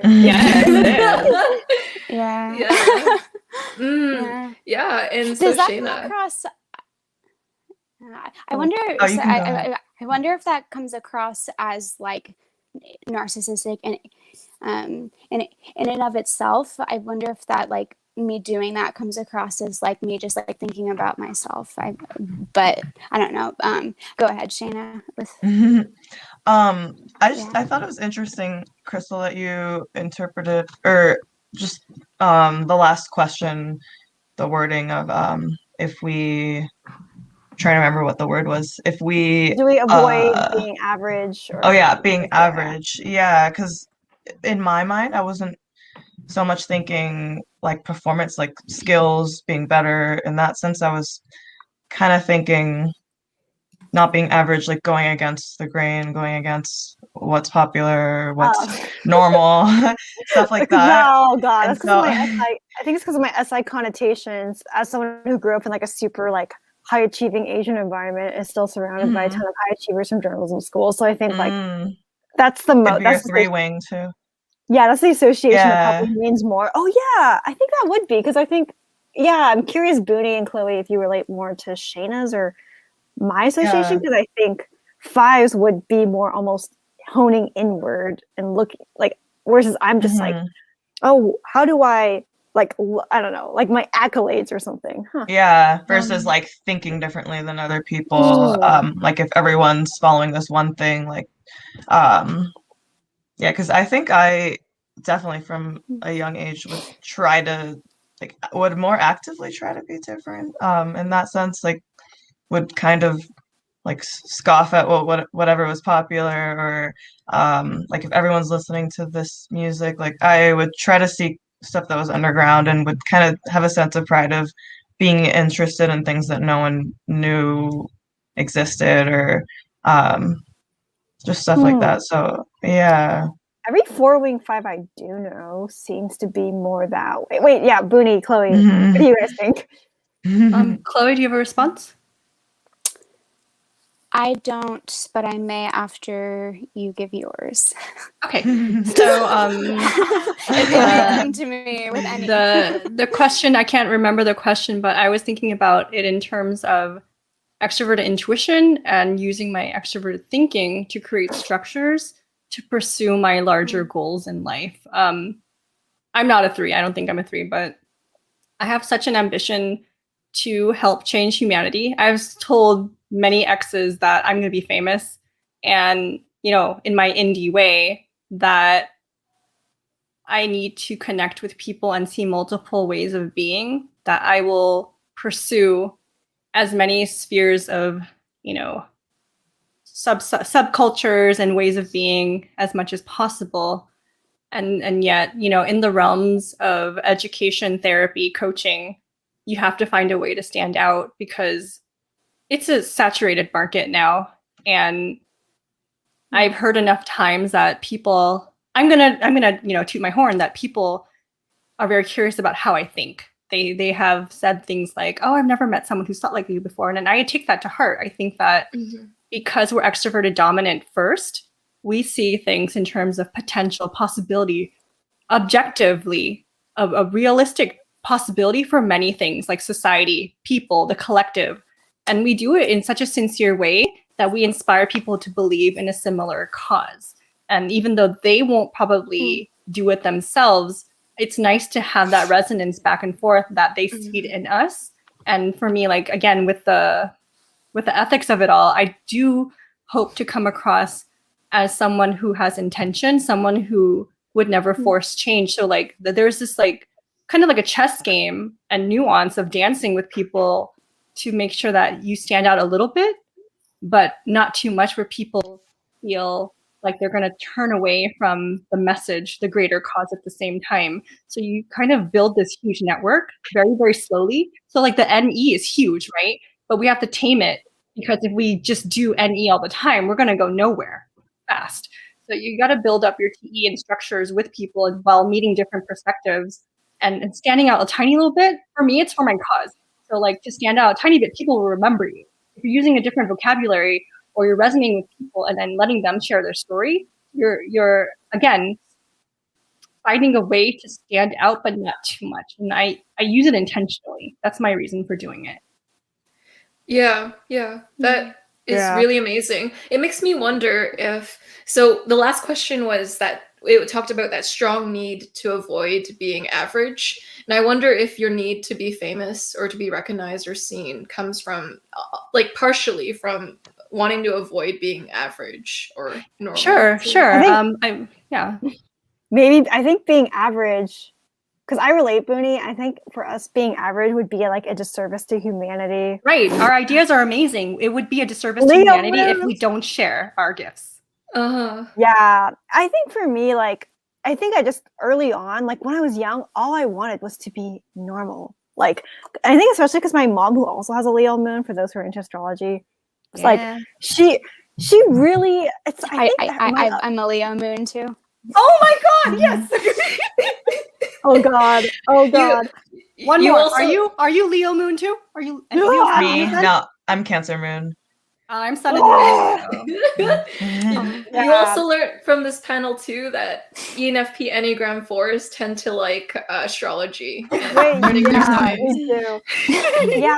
Okay. What I was gonna say though was my mom, she always told me you're different than other people, but she said it like this like nasty thing, like ugh. Like she's like, you're different, and I'm afraid that you'll like never be happy because you can't fit into the average. And so it was like this thing where I think because she had TI, I never for 1 second doubted my individuality and my difference, but I felt like it was so hard to not inherit the tainted FI. I felt like she said that with, because she like, you know, like I've talked about it with Boonie, but like my mom's grandpa was like basically like pretty iconic in China at the time, and he was definitely a standout, and it kind of cost the family in certain ways that I won't go into. But my mom has just I think a trauma around FI and how these people seem insatiable to her, and I think that she just thought that me having FI was going to be a curse, which is funny because my dad's a fucking FP. But anyways, for me, I felt like growing up, I was like, why are all the other kids able to make friends and I'm not? Why are all the other kids like normal? Or why do I get in trouble all the time? Like, what's wrong with me? And I just thought that until I was in high school. And like I get bullied all the time, and all I wanted was to like not be. And I think that to me, I just thought logically in my belief system that being average isn't going to work for me. If I'm going to be different, I'm going to be better than everyone then. Like, that's the only way to compensate for how much freaking shit I've had to put up with as a young kid with no mentors to help me or any of that. Like, I didn't like feel like I had any adult figures I could trust with my pain until like the end of high school. And so I think that like that part of me, I'm still really protective of and think about. But I feel like also sometimes like I didn't want to like not do what everyone else was doing. Like I felt like I wished I could be normal and like have a freaking dumbass Asian tech job or something, but that's not my fate. And so I'm just gonna have to double down and get really good at being different, so it'll mean something. So it'll redeem like all this trauma I went through. And that's like to this day, some stuff I'm still trying to work through. Like, and so I guess like for me, it was like it's like different because I don't really know if you're born with your Enneagram type or if you like develop it, or I don't really know about that. I don't have any opinions on that, but I will say that like if I could change and I'd be happy with less, which my mom really wanted for me, then I would. But I'm also just accepting that this is my destiny, I guess, to just use big ideas and impact people this way, and maybe my trauma wasn't for nothing, but like I definitely don't relate to, you know, not wanting to be average by choice. I just felt like I wanted to be really good at not being average because being average just wasn't for me. That's a really great lesson. Yeah. I loved it when you were all talking about it's a disservice to the world when you're being average, because then you're not being who you are and you're not bringing your unique strengths to the table. It's a lesson anyone could take from this panel. So be you, because there is no other you. And if you don't be you, it's literally a disservice. Like you're not honoring your divine design. So yeah. And so Ultimate Illusion asks, as type 4s, do you tend to attract saviors or rescuers? And if so, do you need or like that? I feel like it's the other way around. Yeah. For me. Like usually people end up in my life that like I end up being the savior or rescuer. Not consciously, but I guess usually in relationships, a lot of my partners, I end up being the one that's helping them work through their traumas or go to darker places. And the needing or liking that part, I don't feel like I seek that out, so I wouldn't say I need it. But it does feel good when you can like help someone get in touch with parts of themselves that they never thought to go to or that they've been scared to go to. And like inversely, I don't know if I would, maybe on a subconscious level, maybe all 4s want that. But yeah, I don't know. I like to like I would like to be my own savior in that sense, like work through it on my own. Yeah, I don't know. What do you guys think?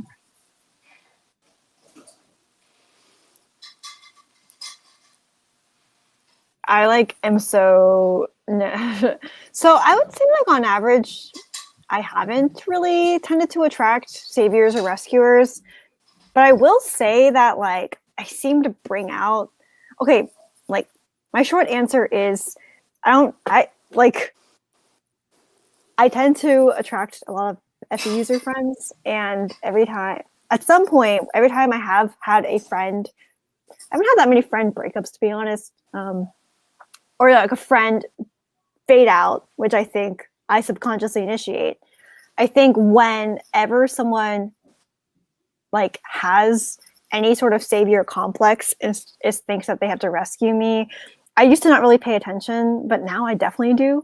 And I back the fuck away. Like I am the opposite of liking or needing that. I'm in fact like red flag. And so like, you know, and I have currently still a lot of ENFJs in my life, but all those ENFJs, they know better than to like pull that shit on me. And I have a boundary up where I have enough like self-trust by now to say like, hey, like gently, of course, like I've learned to like not be such a dick about it, but I've learned to be like, hey, like what I'm looking for is actually XYZ. Like I don't want you to rescue me any of that. I think that as a type 4, I don't know if all type 4s like this, but for me at least, savior and rescuer complexes, like when people that their instinct is to just rescue, I think it's different than like just wanting to be helpful. I think people who are like so dogged about like trying to fix me or something, it's actually very egoic, and I think it's very like rude, because it's like you don't have enough faith in me that I can just save and rescue myself, and that faith is what I need when I'm in a bad spot, more than like you to just unconditionally martyr yourself, which I think saviors and rescuers are kind of doing it to like escape themselves. And so I tend to be looking actively to see if someone that I'm getting close to is independent enough for my standards, which I know sounds a little absolute and probably like aggressive, but I really think that to be my friend, you have to have a strong like sense of individuality and independence, and you have to not feel like you're responsible for all the things happening in my world. And people that aren't good at that, like they tend to end up resenting me that I'm not improving enough and it's not working. And I've had this happen throughout my life multiple times by now. And I no longer want to be anyone's charity case. So I would say like, no. Unhealthy twos, not all of them are unhealthy, but some of them can be. When they get into this pattern of trying to rescue and save me, the best thing they can do is step away and give themselves space. And I really respect anyone who does. But anyone who is predicating their identity on trying to be the savior to your friends needs to find a better thing to do with their time and their identity. Yeah. You mentioned the word absolute. Yeah, like you're not a hero for. Oh, you can go, Chloe. Sorry. Yeah. Oh, she froze me. I was just gonna say that I like you're not a hero for destroying yourself for the sake of others. Just like kind of bouncing off the way you're saying, true. Crystal, like people that have that their identity around like helping others, like you're not a hero for destroying yourself for me. Like, yeah, and people always have an identity. They always have an identity, whether they recognize it or not. They identify with something. We do. That's the nature of the ego. And so everyone that is like, oh, I'm just giving because it feels good. I'm like, yeah, but there's always something in it for you. Like I give as a way of like also self-reflecting, perhaps. But that doesn't mean that I'm ever going to overgive, because when I've self-reflected, I don't want to give anymore. I just stop. And I don't think I should keep doing it in service of this greater purpose. So yeah. Well, I feel like it's also pretty different if the person's coming from a place of like pitying you versus they're trying to genuinely understand and help guide you on whatever journey it is. You can their intention totally makes an impact on if it's appreciated, I would say. Yeah. Bless you. oh my god, that's so cute. Sorry. I wonder if, I'll keep doing it. I wonder if FPs have cuter than average sneezes. They have like individualistic, idiosyncratic sneezes. Ready, guys? Oh my god. Who knows? I don't know. Theory. Yeah. So Crystal said when she was talking about how this might sound a little absolute.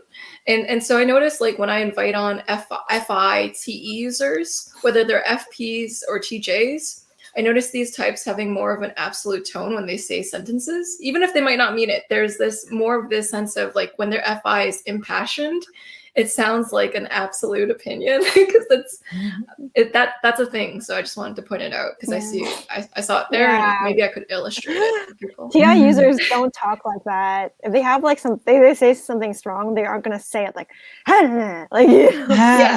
yeah, absolutely. Yeah.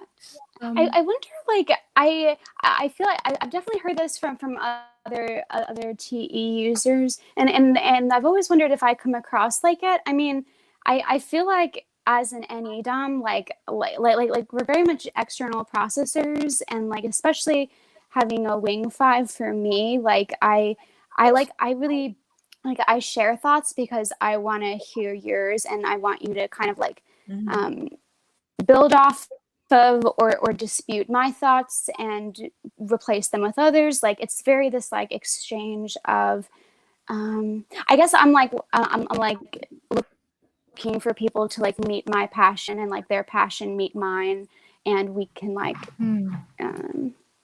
kind of just I don't know, like I've always wondered if I sound like I'm final when I'm saying things, because I'm definitely not. But I wonder, how that what that really looks like for me though, because that's what I think about myself. But maybe I come across differently. Maybe I am different. So I don't know.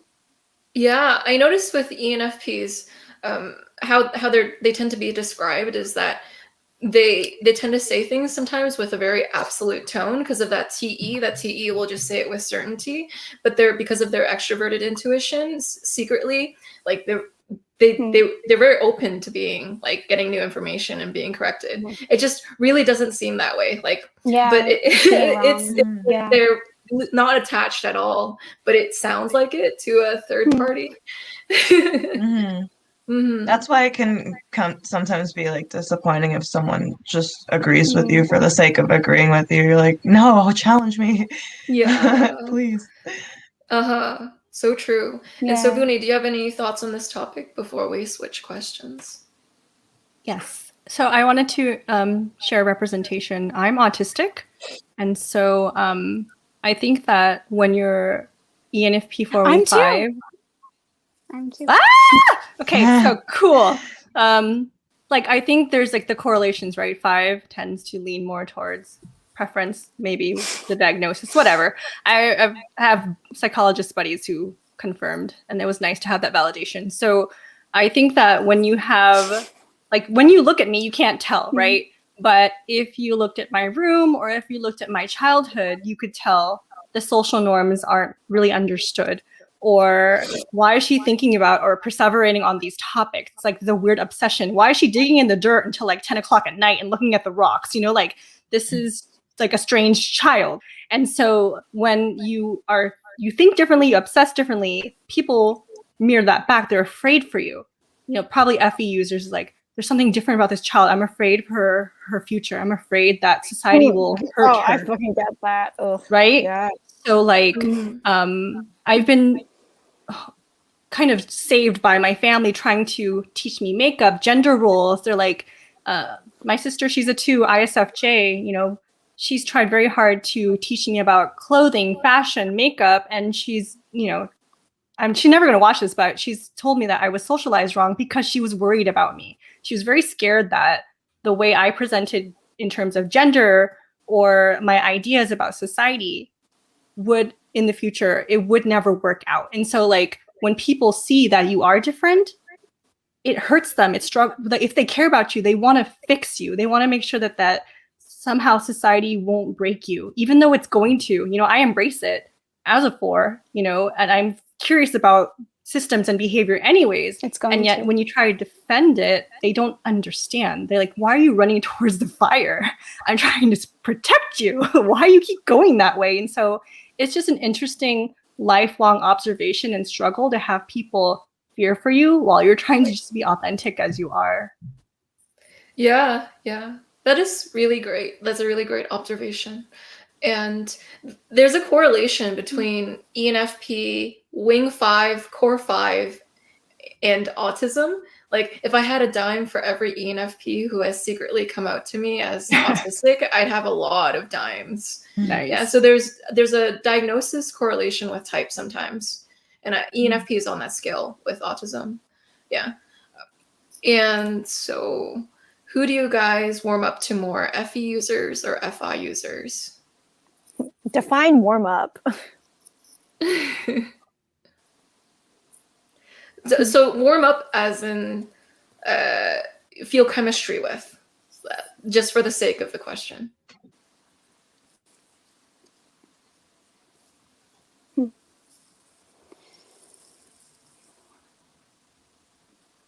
And right now, folks, this is the ENFP bottleneck.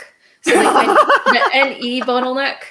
So when an extroverted intuition user is like, they don't say anything because it's kind of bottleneck. They don't know where to take it because it's like, oh, what direction do I take this? There are multiple directions. I'm just trying to not hijack the conversation again because I always am like, oh, I have a thing. I'm like, I'm trying to use FE here. Okay, well, I'll just quickly say that I warm up.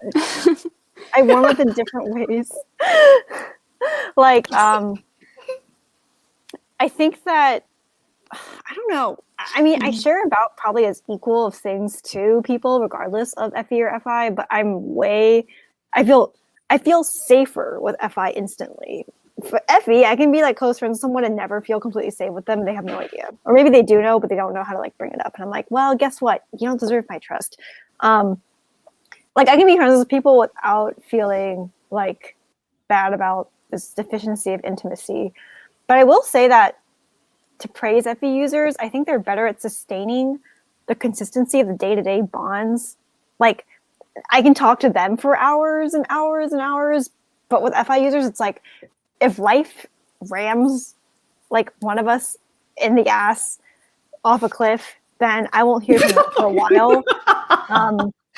But it's like fine because we also know that doesn't say anything about our love for each other. But I will say that FE users tend to become my best friends because they consistently keep talking and initiating and doing all of that. So how could you not warm up to that?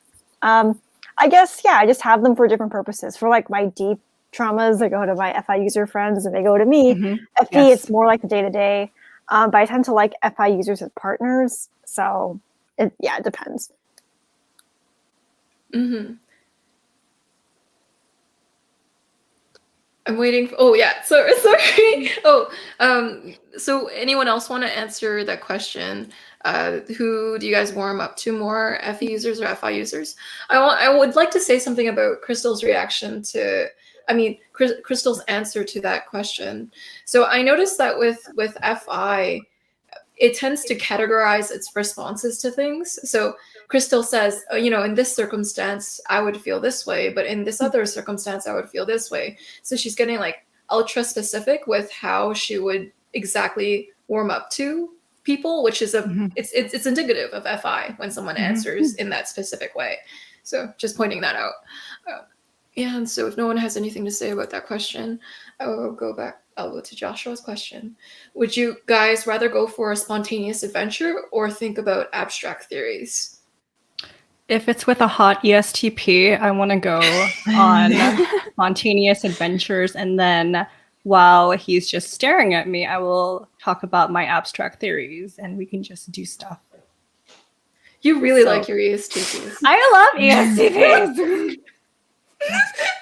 One of my best friends is a very hot ESTP. We're like, like, I think it's like pretty funny because I was like, okay, well, we're hiking. And I guess while we're hiking, you're going to talk about the universe or something. But he also thinks about the universe, so it's fine. I think that thinking about abstract theories is an adventure. Don't you agree? Yeah. Right? That's what I was going to say. That's kind of synonymous. It's a spontaneous adventure in one's mind. In abstract land. Yeah, meta land. Anyone else would like to answer this question? We have around 20 questions in the queue, so if we might go a little faster with some of them. So how do you reconcile the whole bubbly and fun stereotype of the ENFP with the melancholy stereotype of the type 4? Are you optimistic, and do you think you've experienced true happiness?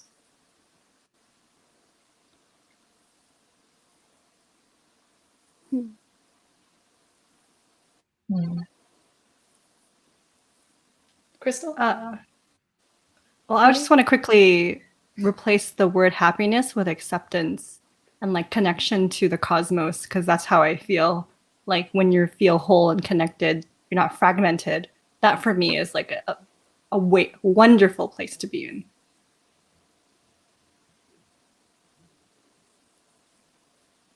What makes you feel whole? Embracing all parts. Like you are bubbly, you are, depth, you are pain, you're everything. That's just it feels like, when you're trying to become something because society shapes you and defines you, you're not honoring this part of you, your archetypes, like the child or whoever is hiding. And when you finally decide for yourself that all parts are loved, all parts are worthy, you can decide whenever they get to shine through. Like you don't have to hide any of it. It's all you. You're not a hypocrite. You're not acting. It's really you. You come to this place of acceptance. Like I get to be everything I want to be. Yeah. I wonder if everyone's all slightly in pain because they're fragmented, and the 4 is just hyper aware of that. So the 4 kind of has a heads up on that, and they have a heads up on the wholeness game, because it's only through accepting your traumas, your dark emotions, your dark being, that you're able to fully integrate and become fully whole. Instead of shaming those parts, you actually integrate them, which I think maybe the 4 might intrinsically have a better understanding of that than most people, that you have to integrate the dark sides of yourself to be fully human.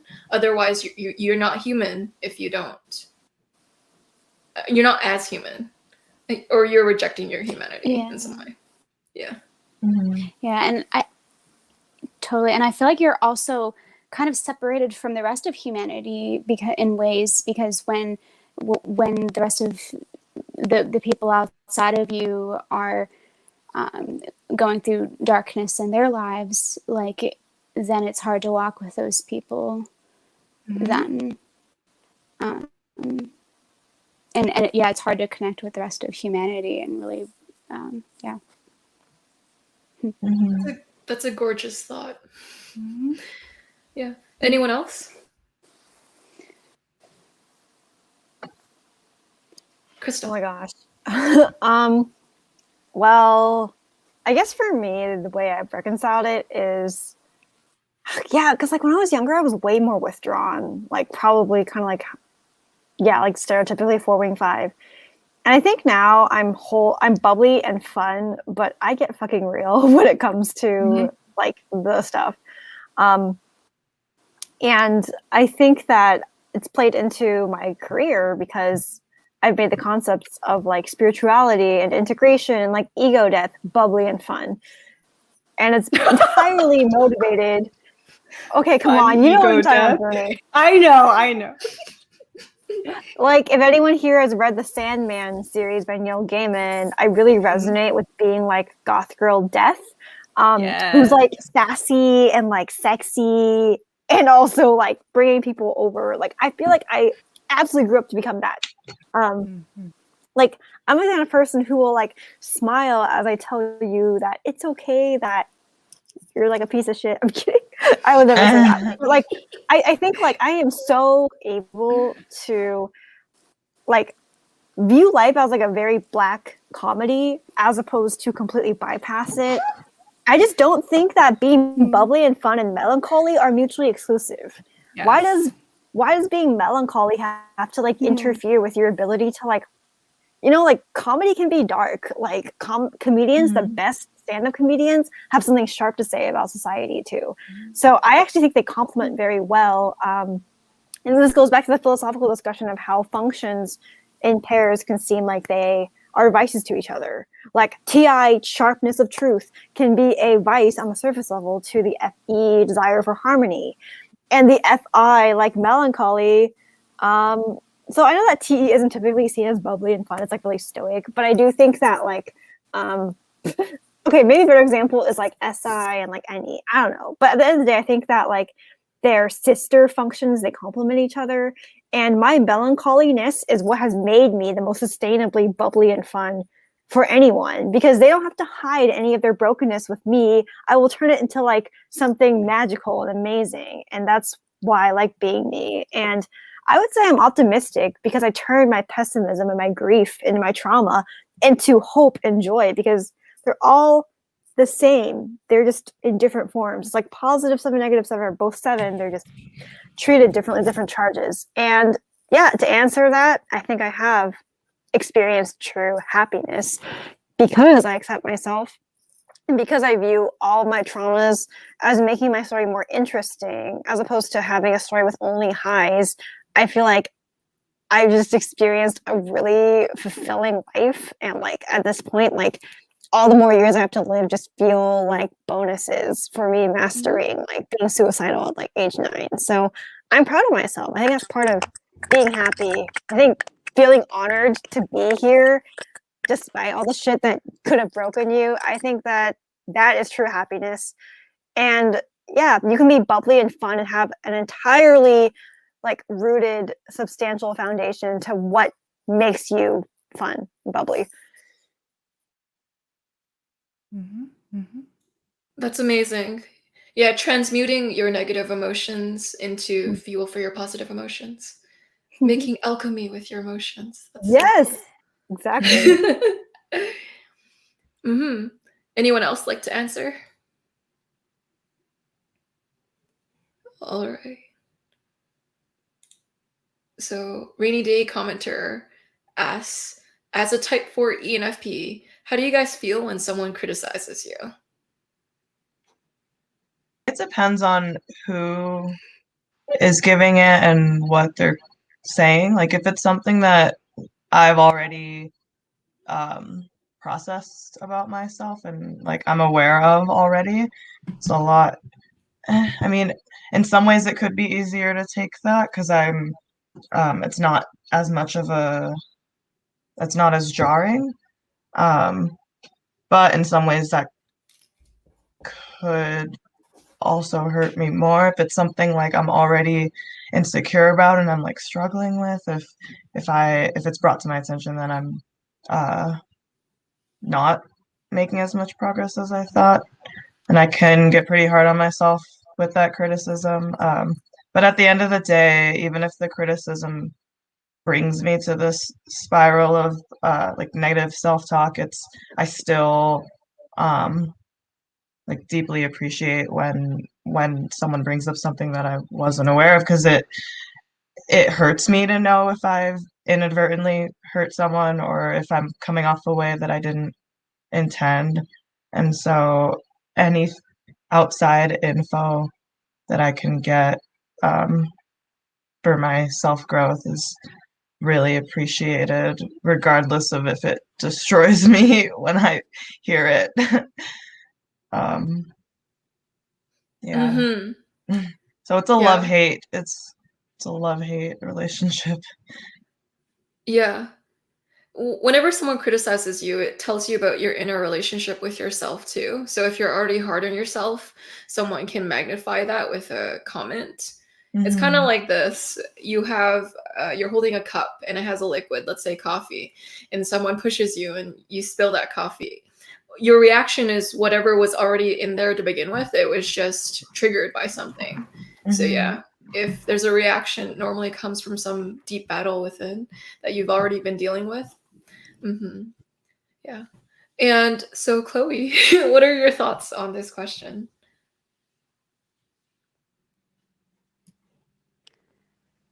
Well, first, is my mic clicking or making any weird noises? Can you hear me clearly? Yeah, it's not clicking anymore. It's Can you hear working. me at all? Yeah, I can hear you. Oh wait, now it's clicking. Okay. Okay.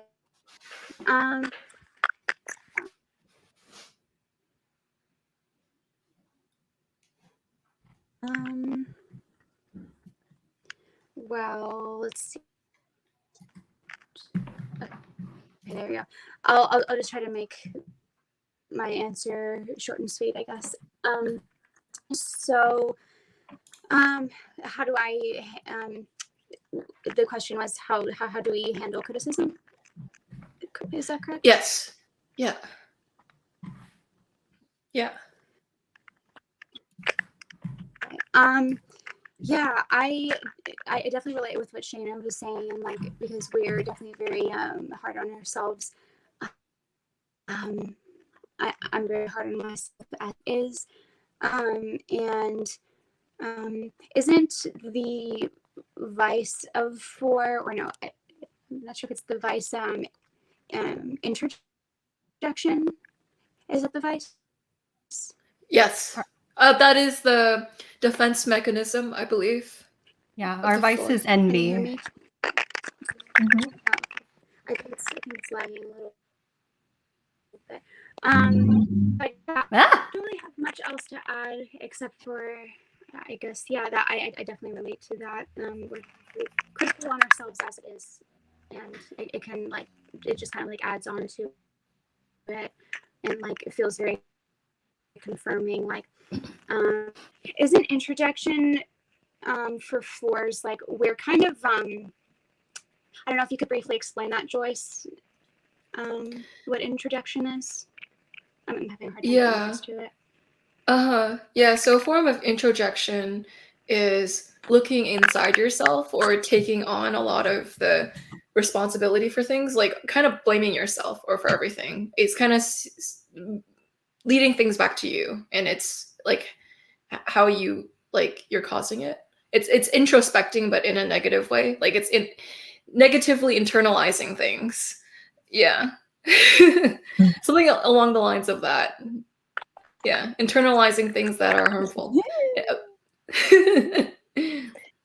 Yeah, I have something to say about this. But I think that the only reason I would have like a like negative reaction to criticism is if I feel like, one, the person doesn't understand my objectives correctly or the premises of the problem. Two, if they don't relate to it and they're potentially being condescending. Or it could sometimes they aren't being condescending and I'm just triggered. But I think that the main thing is that with TI polar, if someone gives their TI opinion on a subject and it's kind of incorporated into the criticism, then I don't have any TI to like set a boundary against it. So like it's difficult for me to wrap my head around it unless a solution is expressly given of like, because it's different than like, why don't you just not care versus, hey, like, have you tried doing this thing instead? I want someone to give the benefit of the doubt that like, I'm not too sensitive. I'm just prioritizing something different than them. And I think I like have like an entire, like, I have like a 20-minute video about how to criticize an NFP if anyone wants to check that out on my channel. But I think the main thing is that I don't think I'm bad at receiving criticism if it's administered in the way that I've asked for from the people that I actually care about the opinions of.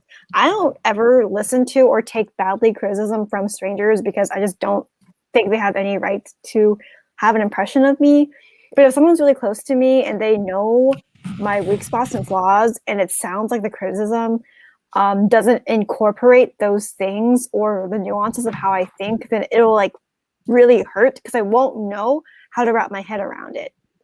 So isn't the emotional reaction will come from feeling that confusion with no one to help me out of it. And that would lead to like acting triggered and like being all these things. So it really does come down to like having poor TI where you don't have an opinion in response to the person's criticism, which is basically their opinion.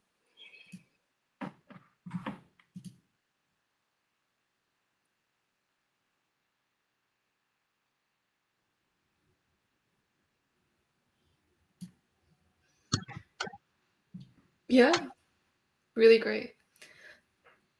And so Crisis Alert says that for Boonie, follow-up question from the last ENFP panel, you brought up weaknesses in the American education system.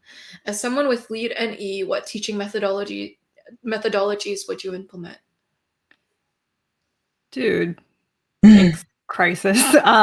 This is very a tiered type of approach. I do see, so it depends on the community, right? Funding is very important.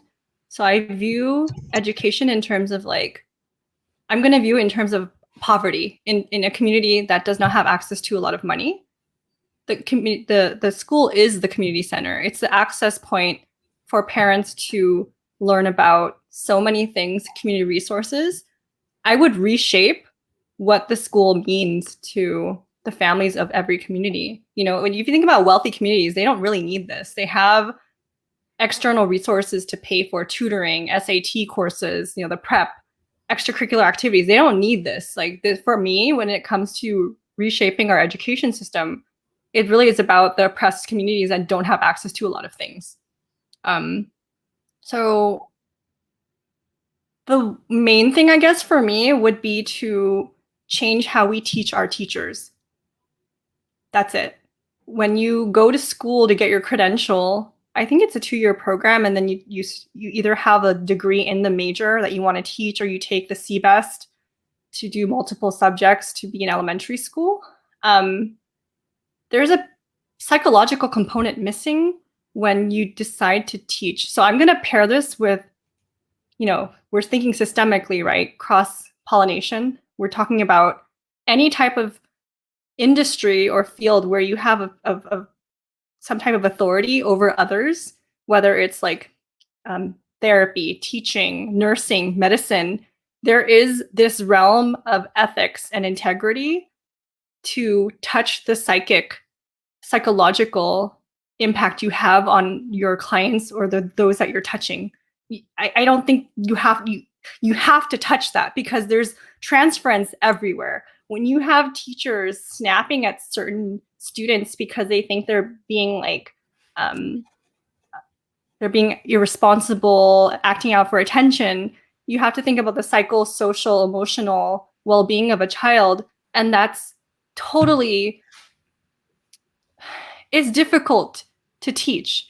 So for me, when you force someone to work in different populations, you'd have to firstly make people have people seen as their humanity. So like that's why FI or E4, I think we would do well with the trainings for education, because we see people as they are, the human essence of someone.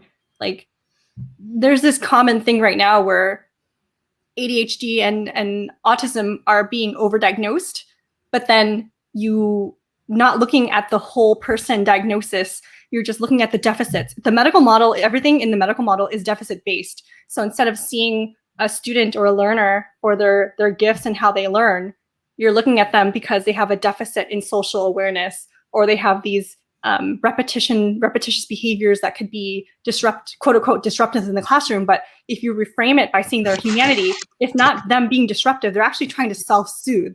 They're trying to cope with an environment that doesn't accept them in the first place. They're feeling rejected. So for me, it's always about those who don't learn normally. We'd have to find a way to understand them better, so that training and seeing people for their cognitive differences comes back to training teachers better, and also giving teachers a break. I remember, because I worked in all levels of education, right? And I've seen a lot of teachers burn out, but they don't leave. So if we had teachers able to take a break, because like I would stay until like 5:30, school ends at 2 or 3. They're still there because they have to answer emails and stuff. We have to learn how to allocate resources more efficiently. So that's the TE component, right? If you have ESTJs as admin for schools, you got to pair with them and hype them up, but also get them to have an ENFP to be their hype person, to do, instruction training, where you make sure that teachers feel heard, they feel understood, where they don't feel resentful and are just like automatically teaching what's in the book. Because regurgitating facts and writing it on the board is freaking boring, and you'll have the brightest minds or the ones who are suffering. You'll lose both of them because you're only teaching to the average, right? And for me, like FI, ENFP, I'm fighting for everyone on the edges. Like the average people, you don't suffer from our education system. For everyone else is on the outliers of either you're not getting what you need or you're overlooked because you're too bright. You both suffer. So I would try and pair that with, again, the training for teachers to be something different, really teaching them and showing them that cognitive differences do matter, and giving them the psychological tools to cope with a stressful day. Because if you're burnt out, you don't feel appreciated, and you have parents yelling at you all the time, you don't want to teach. Like, you don't want to go back. We have like schools hoping that teachers stay. You have bright-eyed teachers coming into the education system. They stay for a couple years. They get burnt out because the really good teachers get swooped up into the expensive districts easily. They go to private schools. They get paid a lot more. And so you have the oppressed poverty level communities suffering over and over again. When people think teaching and learning is automatic and quick, you just give them the information, and kids should just learn and be respectful and be grateful that someone's teaching them. So it's very complicated, but for me, again, valuing our teachers and uplifting them, and maybe having more teachers. The ratio just has to be lower so we can actually see the students that need help instead of the ones on the edges just giving up or disappearing or becoming small. That's my short answer. I don't know. I do know, but I don't know. Yeah, that's an amazing answer. So thank you everyone for coming out and really showing us these ENFP impassioned rants. I love seeing them. I love seeing the fired up FI, and I love seeing the Enneagram 4 in all of the answers. Yeah. Thank you, Boonie, for that neurodivergent that ability. Like, you have this ability to make sure that the people who are neurodivergent are respected, and that they're seen, and that they're heard, and their perspective is shown to the world. And you really want to create a more like a school system that respects everyone's individual learning style and their own individual minds and their own individual everything. So you create this amazing, respectful environment for these, like your thoughts on the school system are just so pretty, and it shows how you are like as a person. You really want to fight for the rights of other people. Like it's a really strong cause close to your heart. And so that really showed. That's so like amazing.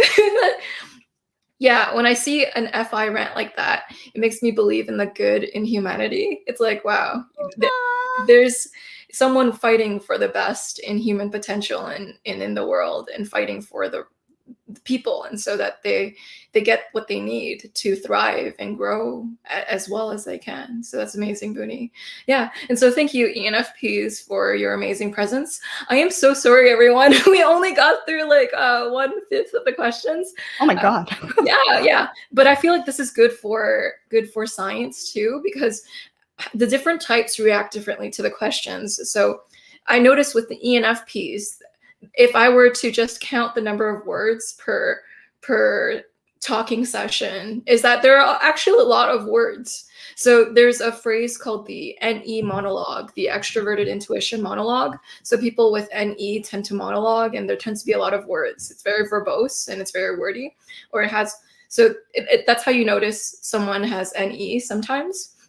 And so with ENFPs, I notice the NE combined with the TE requires a lot of talking out. So it's like talking out as you're figuring it out loud.